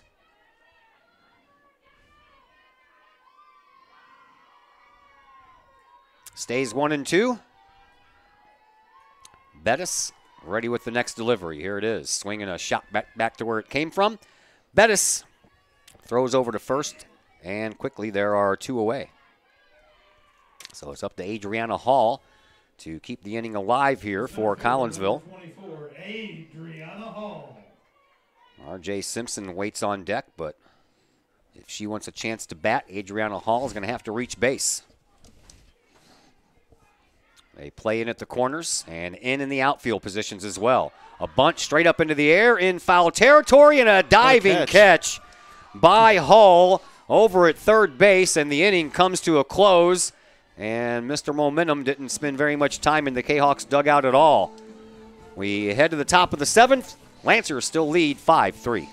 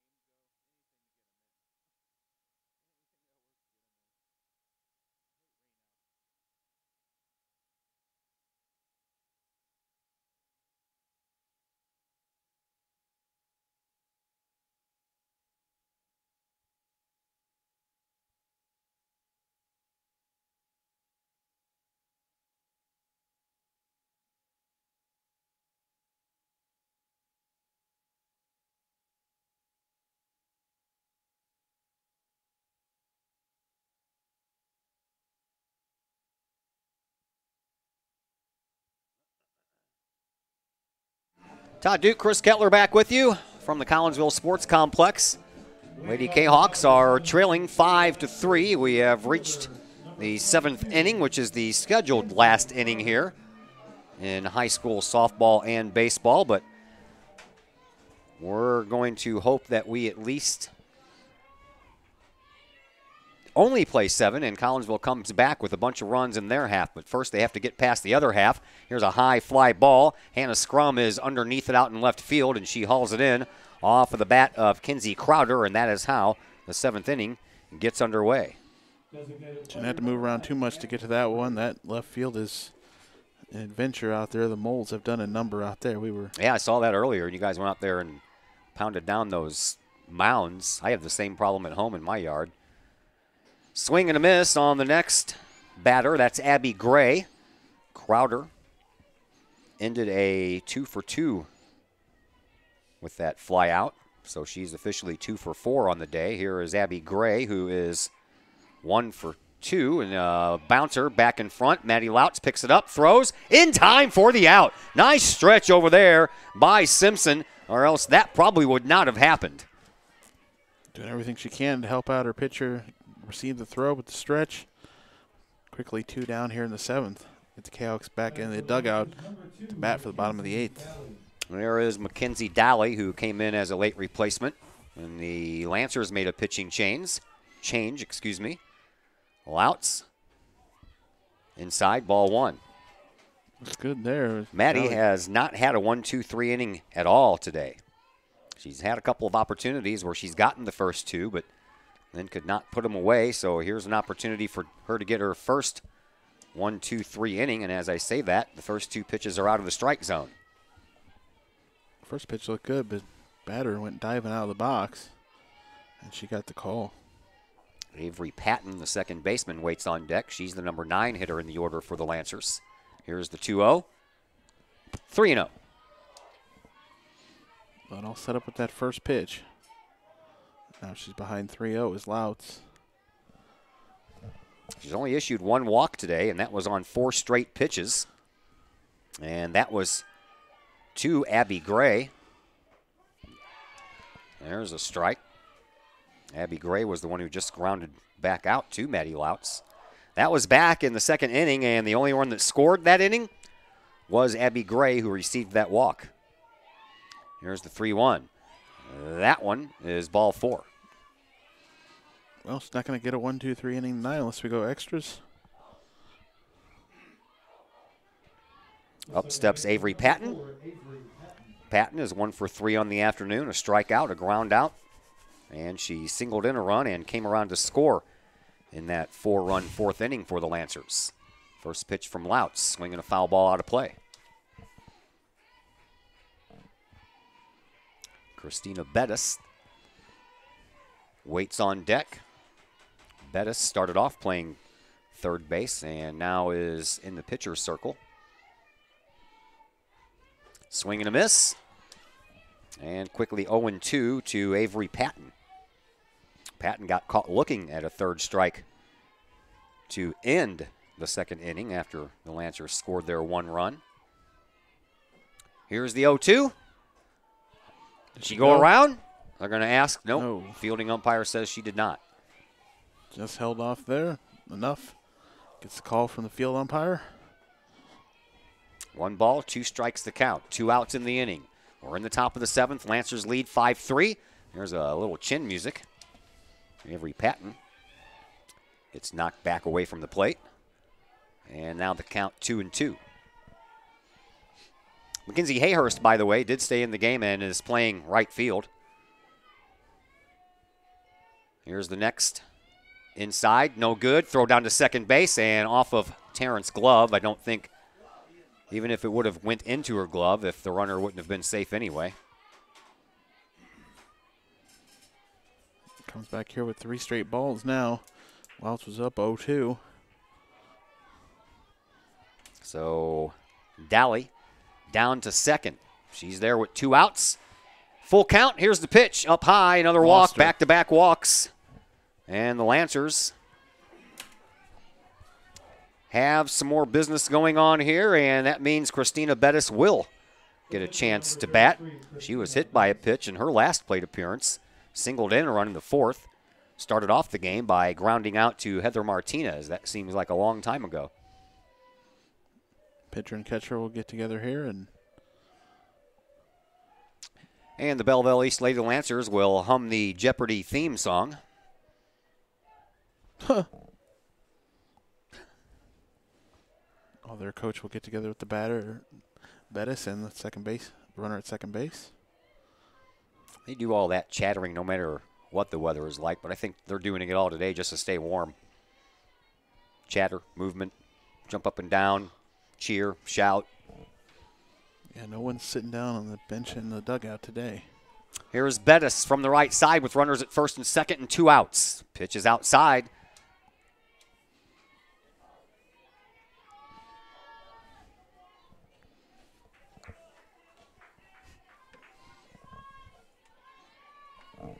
Pretty quiet down here tonight. Doesn't seem like there's too many games going on. Maybe they called them off because of the cold weather. I know that the Kahoks track and field team had their track meet at Triad canceled today. The tennis team also had their match canceled. 1-1 the count to Christina Bettis. Next pitch from Louts. Swinging a foul ball straight back to the screen. So again, Louts 1 pitch away from getting out of a jam. And I don't want much point to having a track meet in this cold weather. Times are going to be awful. Not really anything that can benefit some of them runners out there. Next pitch from Louts to Bettis. Swinging another foul ball, this one down the third base side.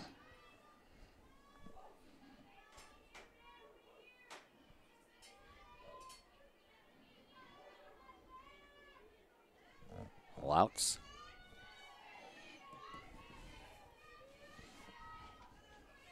Ready to go.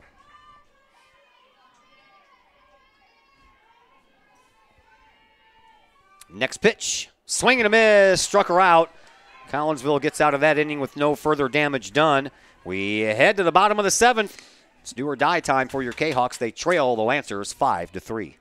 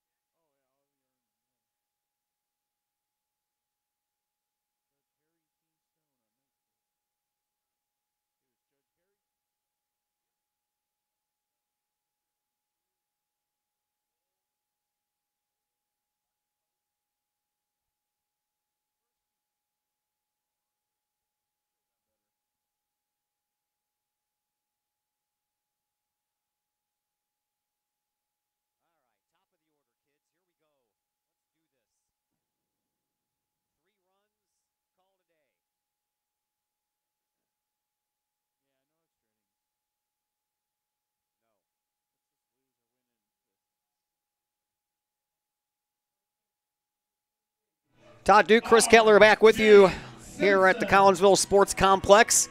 Kahawks trail by 2 runs, and they have the top of the order to lead off the bottom of the 7th here. And R.J. Simpson, Hannah Scrum, and Maddie Louts. They will face Christina Bettis. Bettis has wiggled her way in and out of trouble in her few innings of work.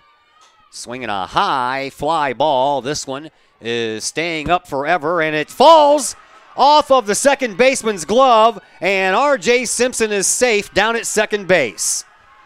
There was nothing for Patton to do except stand there and wait for the ball to fall down in her glove, and it just tips off the end of it. More of the wind playing havoc. It may be the spark the Kahawks need. And Simpson was running like her life depended on it, and she didn't even stop until she got to second. Yeah. That'll bring up Hannah Scrum. Hannah has been a strikeout victim twice. The first time back in the first inning, the catcher Bose dropped the ball and then hit Hannah Scrum in the back with it, trying to throw her out at first base, but she was left there. Actually, she was out on a 1-4 force play. She struck out again in the 3rd, and back in the 5th, she reached on an error and came around to score the only run in that inning. I want you to turn that off. They want you to turn that off. Why do they want you to turn it off? Coach said something to them. Oh, you don't tell me what music to play. I don't know why you would have them turn the music off just because they're having a meeting in the circle. Oh, hell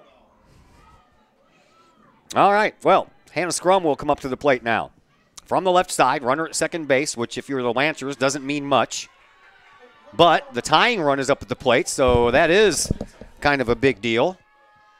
So Bettis will look in, and here's the pitch. A bunt right in front of the plate. That's about as perfect a bunt as you'll get. Throw down to first base, goes down the line, and Simpson is going to come home to score.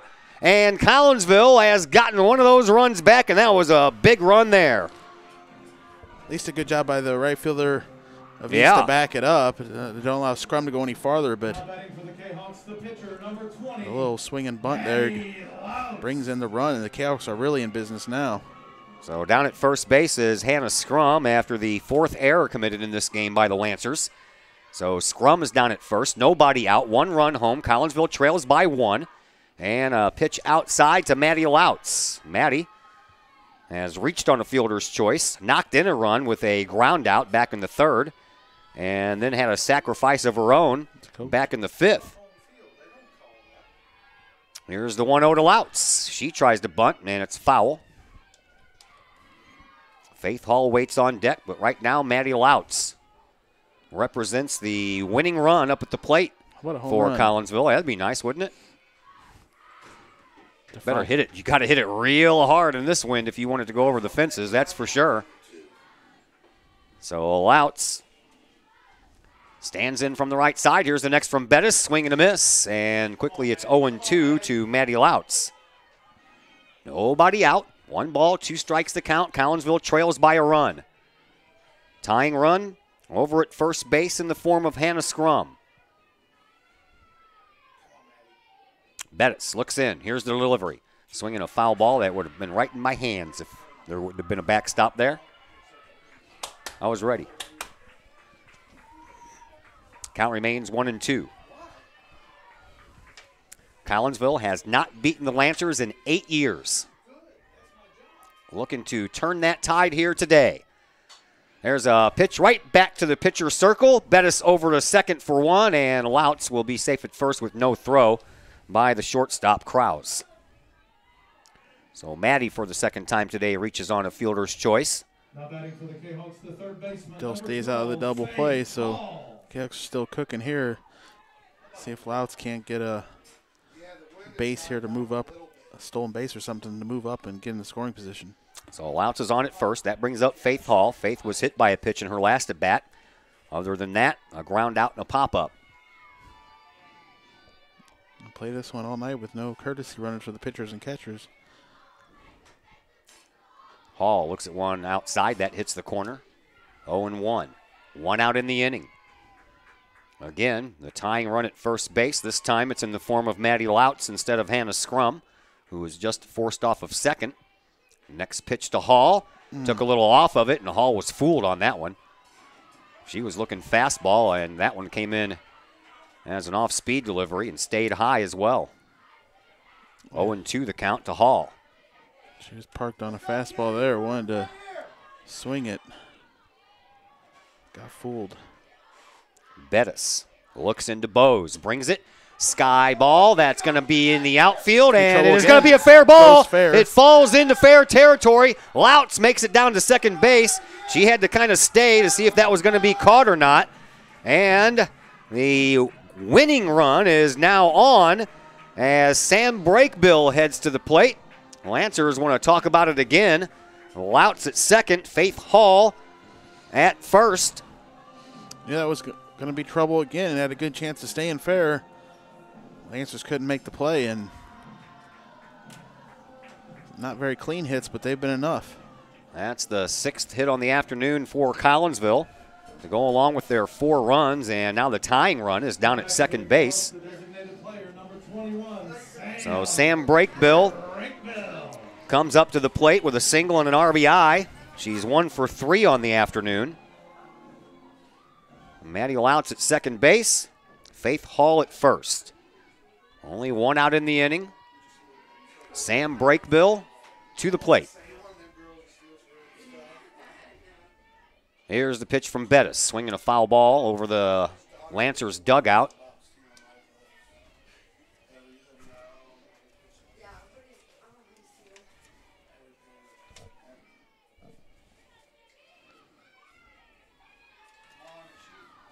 Eight years ago, that would be the 2011 season. 2-1 win right here was the last time Collinsville has beaten Belleville East. As Brakebill takes a strike on the inside portion of the plate, and now she is in an 0-2 hole. Bettis ready with the next. Here it is. Swinging a slow roller down to third base. Stepping on the bag is Hull over to first. Not in time for the out. So the Collinsville Kahawks stay alive. I thought they had a good chance at a double play there. Brakebill got thrown out on that throw from the right fielder earlier. And Coach Swift may bring a runner for Brakebill here. Doyle coming up to bat. Yeah, with that representing the winning run over at first base. And we'll bring in Darby Tarrant, the shortstop, to run the bases for Brakebill. That brings up Riley Doyle. Doyle is the last chance here for Collinsville. She has doubled, walked, and grounded out. Both times she's been on base, she's been stranded. Doyle. Batting .240 coming into this game. Here's the first pitch from Bettis. It's outside for ball one.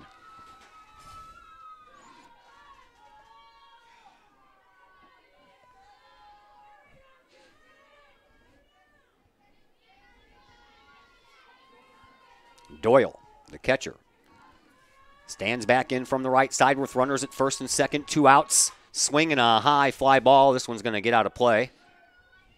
Down the first base side, and it's just a long strike, and that evens the count to Riley Doyle at 1-1. There you go, kid, right here, 2-6.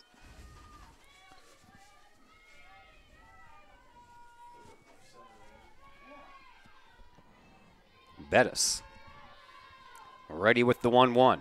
Here it is. Up high. Ball 2. 2-1.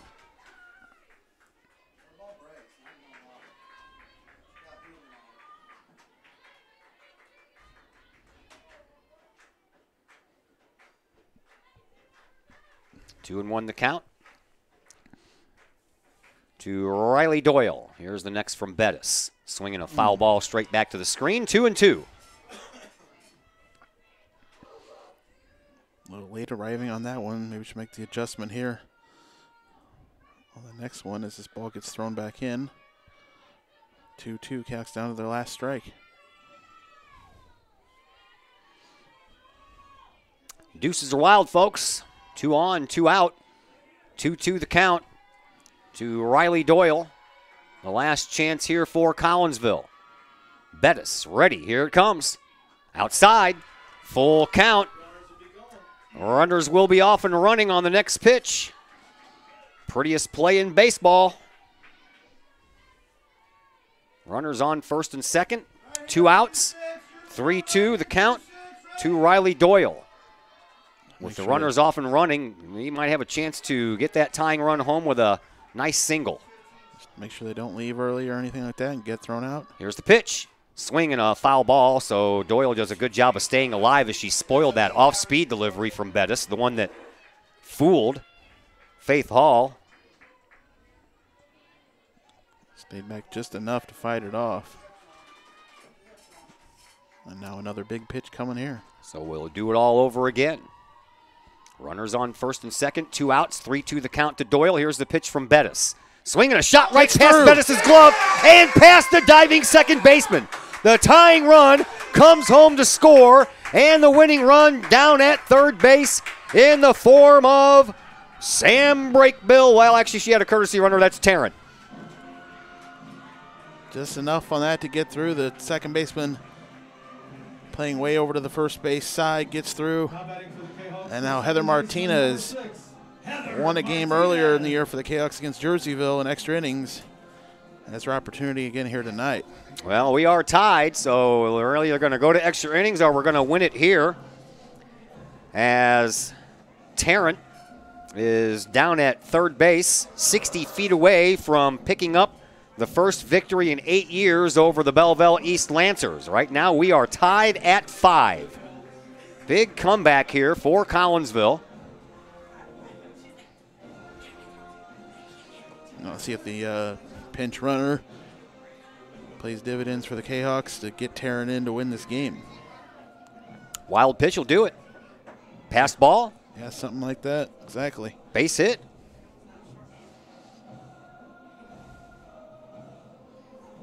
Big RBI by Riley Doyle. An RBI single right up the middle.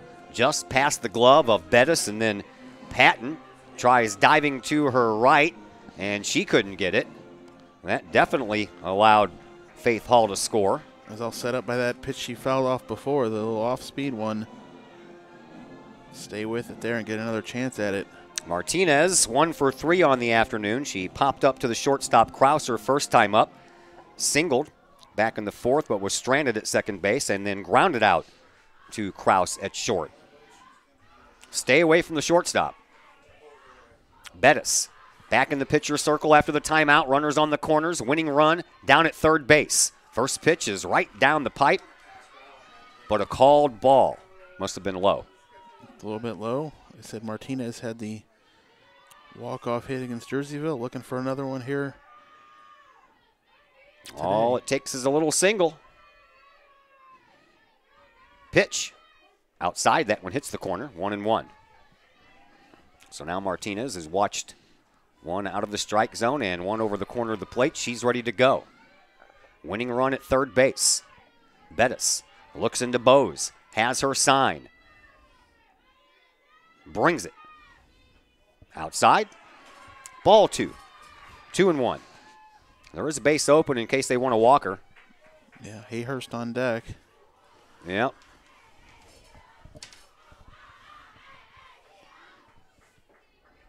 Bettis has her sign. Brings the next one home. Strike 2. So Martinez has yet to swing at a pitch.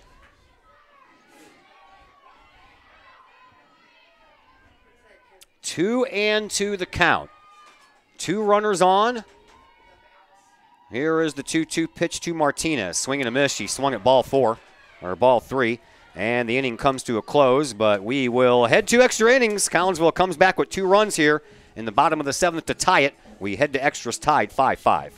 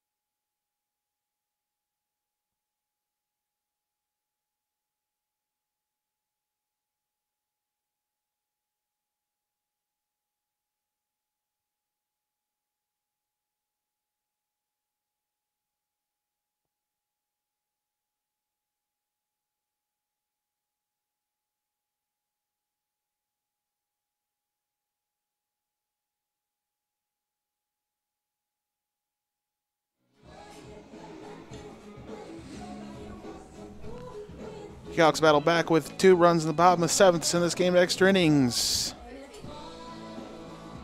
Jackie Belzer will lead off the 8th for the Belleville East Lancers. No international tiebreaker here today in this Southwestern Conference game.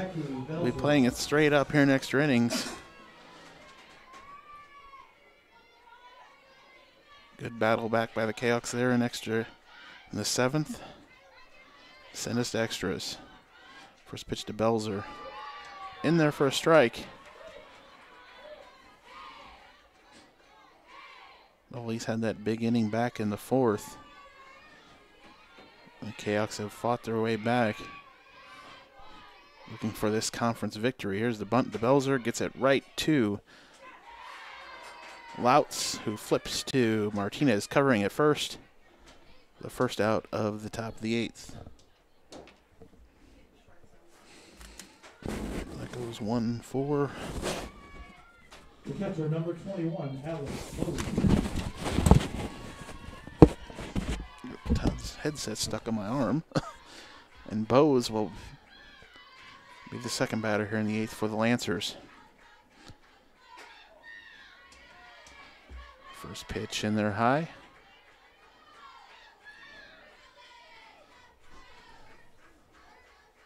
Still got plenty of sunlight here before they would need to turn the lights on. Maybe we'll play 10. Maybe we'll play 11. Next pitch to Bose. Tarrant fields that. In her shortstop position, flips to Simpson with the second out of the 8th. Alyssa Krause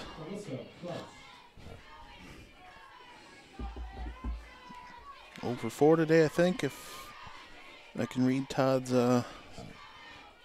scorebook here correctly. Louts 1 out away from getting the Kahoks to bat here in the 8th. First pitch in their first strike. What'd I miss? Well, we had a hit back to Louts. Martinez covering at first, got the first out, and then a grounder to short. Tarrant 6-3. Wow, that was quick 2 outs, wasn't it? Quick 2 outs here, and we've done that before. a strikeout, or first strike to Krause. First, second, third, and 7th innings. Maddie Louts has gotten the first 2 outs. So she wouldn't have a chance for a 1-2-3 inning, except we got the extras, and we're here in extras. Yeah. No international tiebreaker like they did in Waterloo. This is a conference game. We're going to play this straight up. Yeah. We could be here all night. Louts is ready. Next pitch, swinging a high fly ball out to Hayhurst, and she grabs it.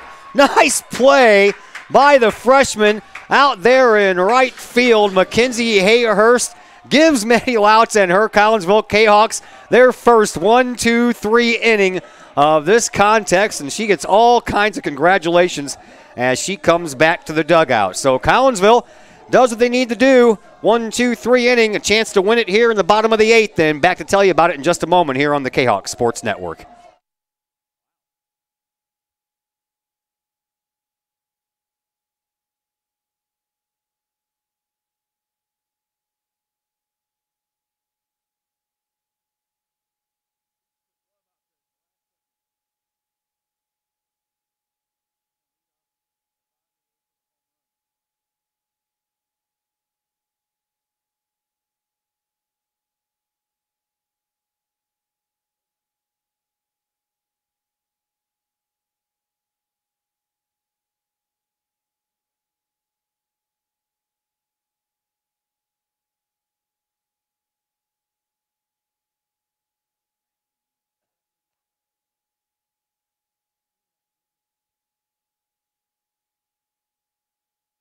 Well, Mackenzie Hayhurst makes an outstanding play out in right field. I didn't think she was going to catch up to that ball, but she did, and normally when you make a stellar play in the field, guess what happens? You are the leadoff batter of the next inning, and that is exactly what is going to happen here, as it'll be Hayhurst, Adriana Hall, then back to the top of the order, and R.J. Simpson taking on Christina Bettis.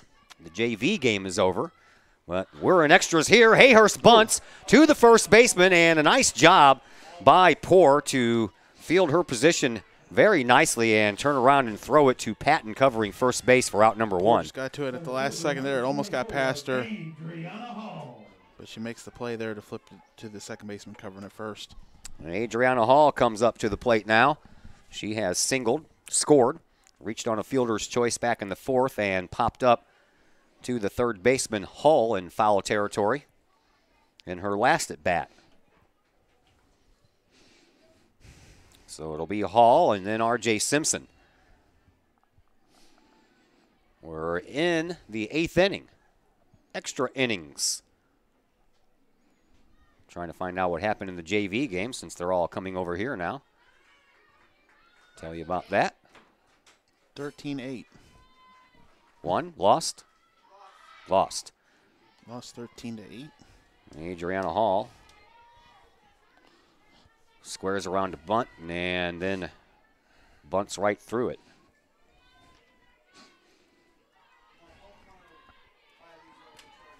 Bettis ready to go. Hall from the left side awaits the next. Right back to Bettis, and a quick, easy first 2 outs here to start off the 8th inning here for Collinsville. Back to the top of the order, and R.J. Simpson. Now batting for the Kahawks, the first baseman. R.J. has scored a couple of runs. She's got an RBI to her credit as well. She tripled a home run in the 3rd inning, reached on an error, and then came around to score in that 7th inning when Collinsville tied it to send it to extra innings.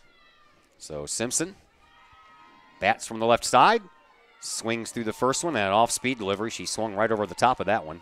Bottom dropped out on that one.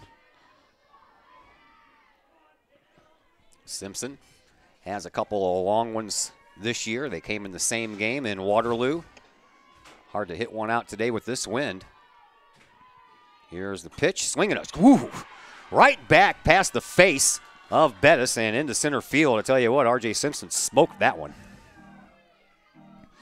Smoked it so much that Bettis got her glove on, and that didn't matter. It just kept going.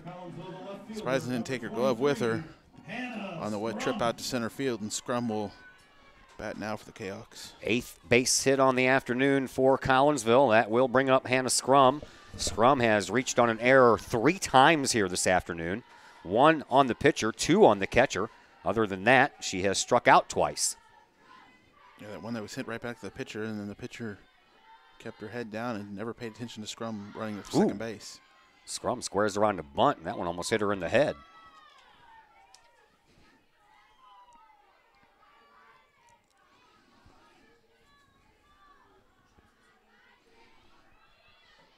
Hannah Scrum.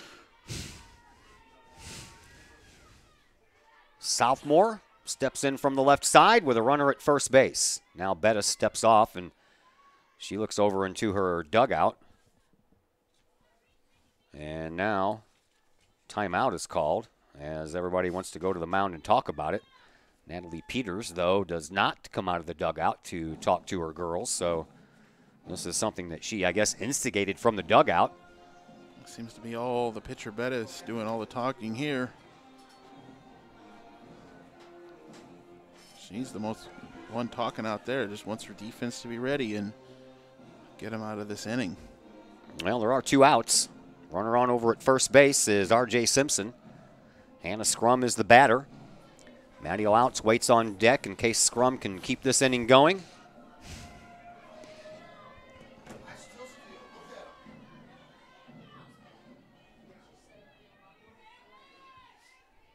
All the conversations have ended. We're back to action. 1 ball, no strikes to count against Hannah Scrum. Here's the next pitch, a swinging, bunting kind of move by Scrum, and it ends up being fouled off.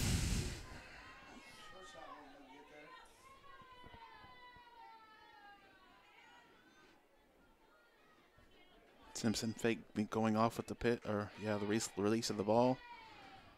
See if she looks to steal here in this next pitch. 1-1 the count to Scrum. Here's the pitch. She's outside. This one. Nope, took it for a strike.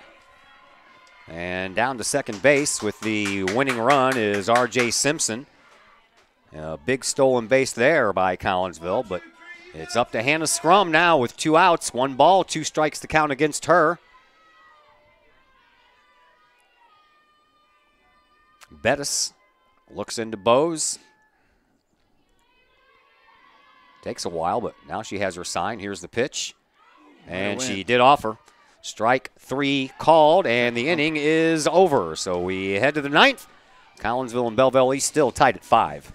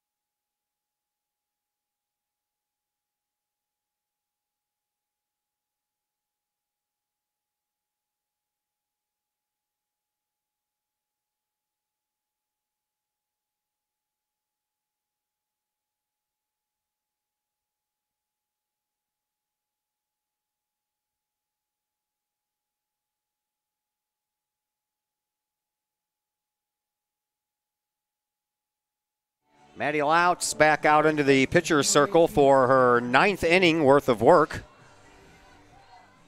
As we are going to go ahead and play a regulation Major League Baseball game. Maybe even more. Maybe, hopefully not. Louts here in the 9th inning leads things off by throwing a ball high to Jasmine Poor. It'll be Jasmine Poor, Kinsey Crowder, and Abby Gray here in the 9th inning for Belleville East. 5-5 game. Collinsville scored 2 runs in the bottom of the 7th inning to tie it. And that's where we stand right now. Here's a strike. Sun is getting ready to set. We got lights. Out in the west. Yeah, but I got to back up because I can't see. Sun's coming down right in my eyes. About 30 minutes of sunlight left, but we can go to lights if we need to. 1-1 pitch, swinging a chance for Tarrant at shortstop. She gloves it, she scoops, she throws, and it's out number 1. Good job seeing it right there into her glove. Plenty of time to make the throw to Simpson.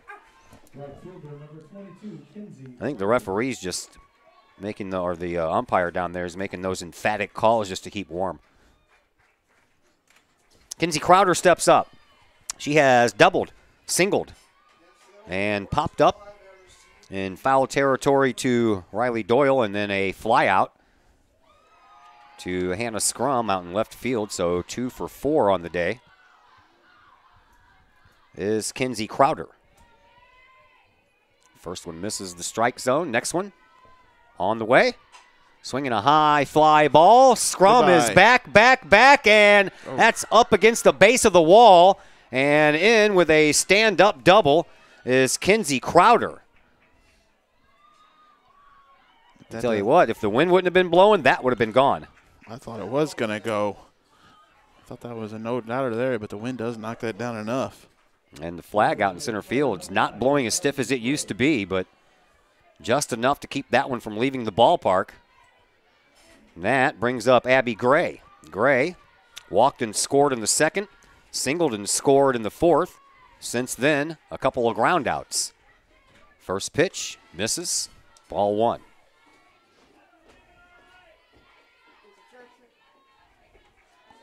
We're in the 9th, 5-5. Go ahead run down at 2nd for the Lancers with 1 out. Swinging a foul ball back to the screen. Evens the count at 1-1. 7 o'clock. Didn't think we'd cut in on wrestling time. Well, the Cardinals and the Cubs were snowed out, so I don't have to worry about getting home to watch that one. They made that announcement about 3 o'clock this afternoon. And a little bit high there. As the Cardinals were playing in Chicago, apparently they have a bunch of lake effect snow falling on the North Siders. So they will make up that game when it's a lot warmer out in July. Swinging a fly ball, that one might get home a run. That one falls down in front of Hayhurst, and a run does come home. Throw down to 2nd, and in time they did get Abby Gray trying to stretch that into a double, but the run does score, and the Lancers have retaken the lead at 6-5. Gray was going to 2nd on the throw in from Hayhurst. Run does score, but there's 2 down. That'll bring up Daly. Mackenzie Daly bunts down the 3rd baseline, but it's foul. Daly, since she's been in there, has walked, stole a base, and she was stranded. She also lined out to Faith Hall at 3rd base. So all that work, Collinsville will have more work to do in their half of the 9th inning, but first they need to get there. Lancers have scored at 6-5, 2 outs. Here is Daly. Next pitch from Louts, a little blooper, and on the run is Hannah Scrum. She has it for the 3rd out, but a run scores on a double and a single. And that's enough to plate one for the Lancers. We head to the bottom of the 9th inning. Lancers back out front, 6-5.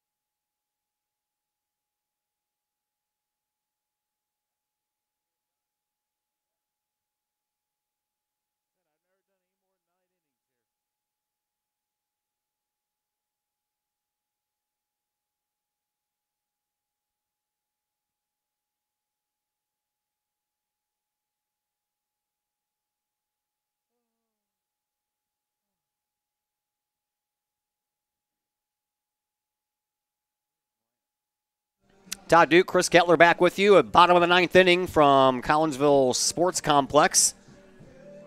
Field number 5 is where we are, and that is the home of your Lady Kahok softball team. And the ladies trail by 1 run, 6-5.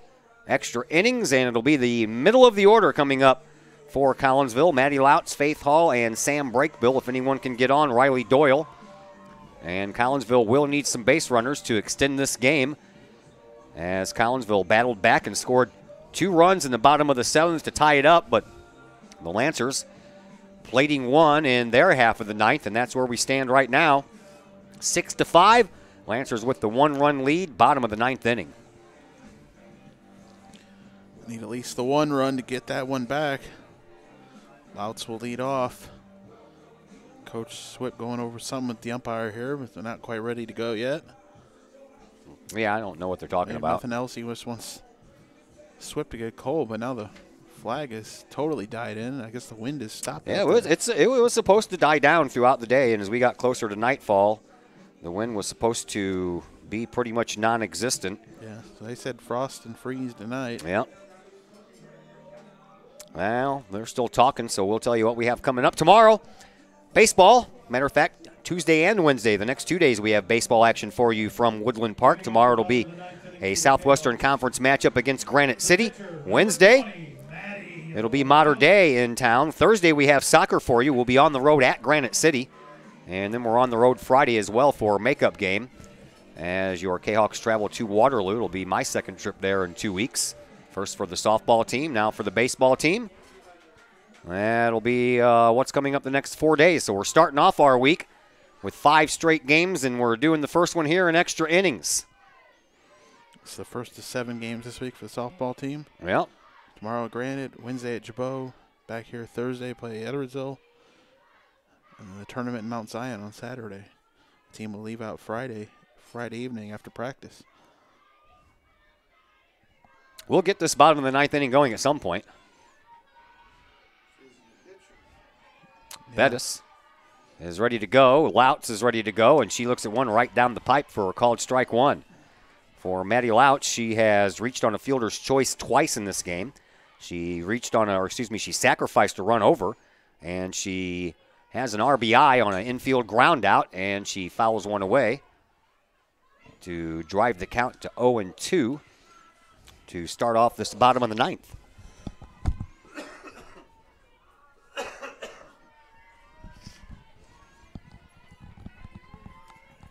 Shadows starting to creep across the field. Louts awaits from the next from Bettis. Here it is. Swing and a miss on an outside pitch. And Maddie Louts goes down with a strikeout for out number 1. So Faith Hall will come to the plate. Faith singled and scored her last time up. She was hit by a pitch in the 5th. And before that, she had a ground out and a pop-up. First pitch, bouncer. Bounced about 1.5 feet in front of home plate.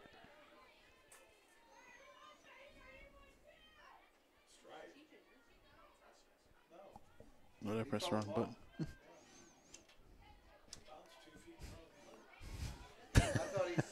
Somebody pressed the wrong button. Somebody pressed the wrong button. I don't know who. Says the man in charge of pressing the buttons. So it's 1-0, 1 out. Faith Hall awaits the next from Bettis. This one hits the outside corner. Called strike 1, 1-1.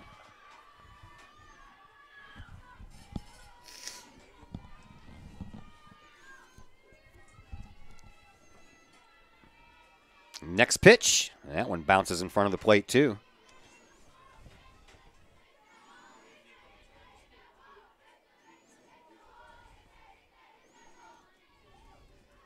So Hall is up there with the count in her favor at 2-1. Bettis is ready with the next delivery. Here it is. Swing and another foul ball. 2-2.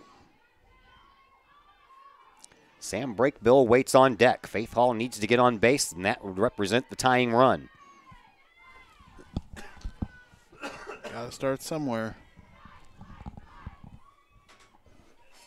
2-2 pitch. Bettis ready to go. right back to where it came from, and Bettis up over to Poor at first base, and quickly there are 2 away, and the Kahawks are down to their last out once again. Not over yet. A lot can happen still with 2 outs. That'll bring up Sam Brakebill.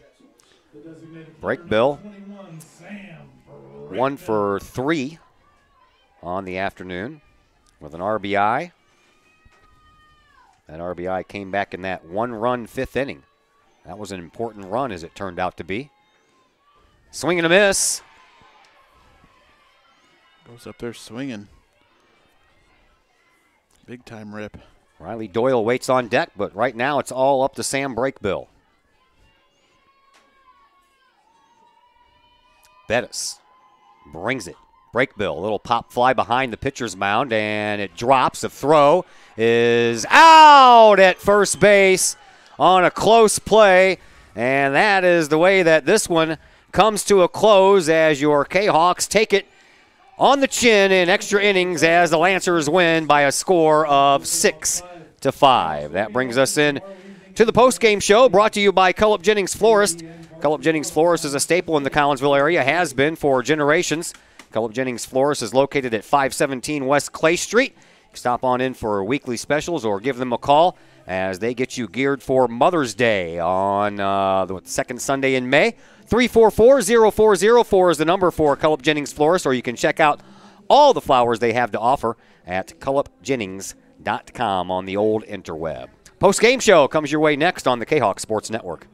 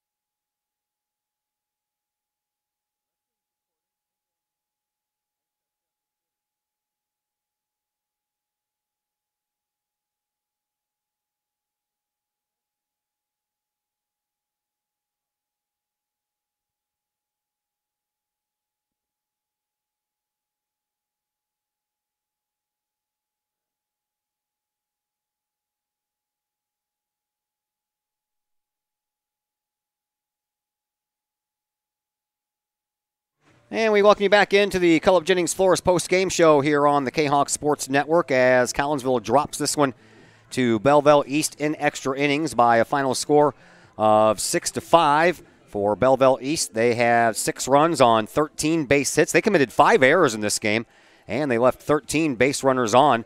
For Collinsville, the Kahawks score 5 runs on 8 hits. They committed no errors and left 9 runners on base. Bettis is the winning pitcher. Matty Lautz is the losing pitcher as Lautz goes all 9, giving up those 13 hits and 6 runs. All 6 were earned. She walked 3 and struck out 3 along the way as Collinsville Kahawk head coach Brett Swip joins us now in the broadcast booth for the post-game show. And, Coach, I know a loss is a loss, but, man, that's kind of tough when you guys came back in the 7th inning to tie it and just to drop that one in 9. Yeah, I mean, you know, the 5th inning, the 6th inning, when they had runners on and our defense kind of stepped up and Maddie made some great pitches against good hitters to get out. I mean, those are difference makers. You know, those are I think she struck Bettis out on a rise ball, and then I can't remember. Oh yeah, we intentionally walked their number 3 hitter, and and had bases loaded with 1 out, and we got out of that inning without any runs. I mean, those are the difference makers. Kahok softball hasn't had to play in those situations the past few years, so we're learning how to do that. But I couldn't be more proud of them in those situations, because you're going to have more of them, right? I mean, Belleville East is they went to super sectionals last year with the same team basically. So, they play in big games, and we haven't played in any big games in a while. So this is a big game for us, and we competed, and ultimately, we had freshmen up against senior pitchers, and found a way to get on base and keep protecting and keep moving the chain. So I couldn't be more proud with how we competed today. How about the big play out there in right field by your freshman Hayhurst, man? I honestly did not think she was going to get there. At the last second, man, she sticks that glove out there and it stuck. I mean, it's a brutal field today. The wind was just terrible. I mean, in warm-ups, I'm not sure our outfield caught a ball. I mean, it was ugly. And, the wind was blowing hard and into that part of the field. And, we had a few out there. So, yeah, we were kind of mixing the matches, trying to find somebody to go run and catch one. And, that was a big catch, and that gave us, again, another chance. Yeah, Chris Kettler and I were up here talking about that in the first couple of innings. We were watching you guys out there take fielding practice, and every sky ball you hit started off one way and ended up about 25 feet in the other direction. So tough conditions to play in by both teams. And I thought there was a few times when Maddie and you guys got the first 2 out. And I think 4 out of the 9 innings, you got out number 1 and out number 2 in quick fashion. And then the Lancers, they know how to just kind of battle back. Yeah, there's lots of little games within the game. Getting the first batter out is something we've been talking about.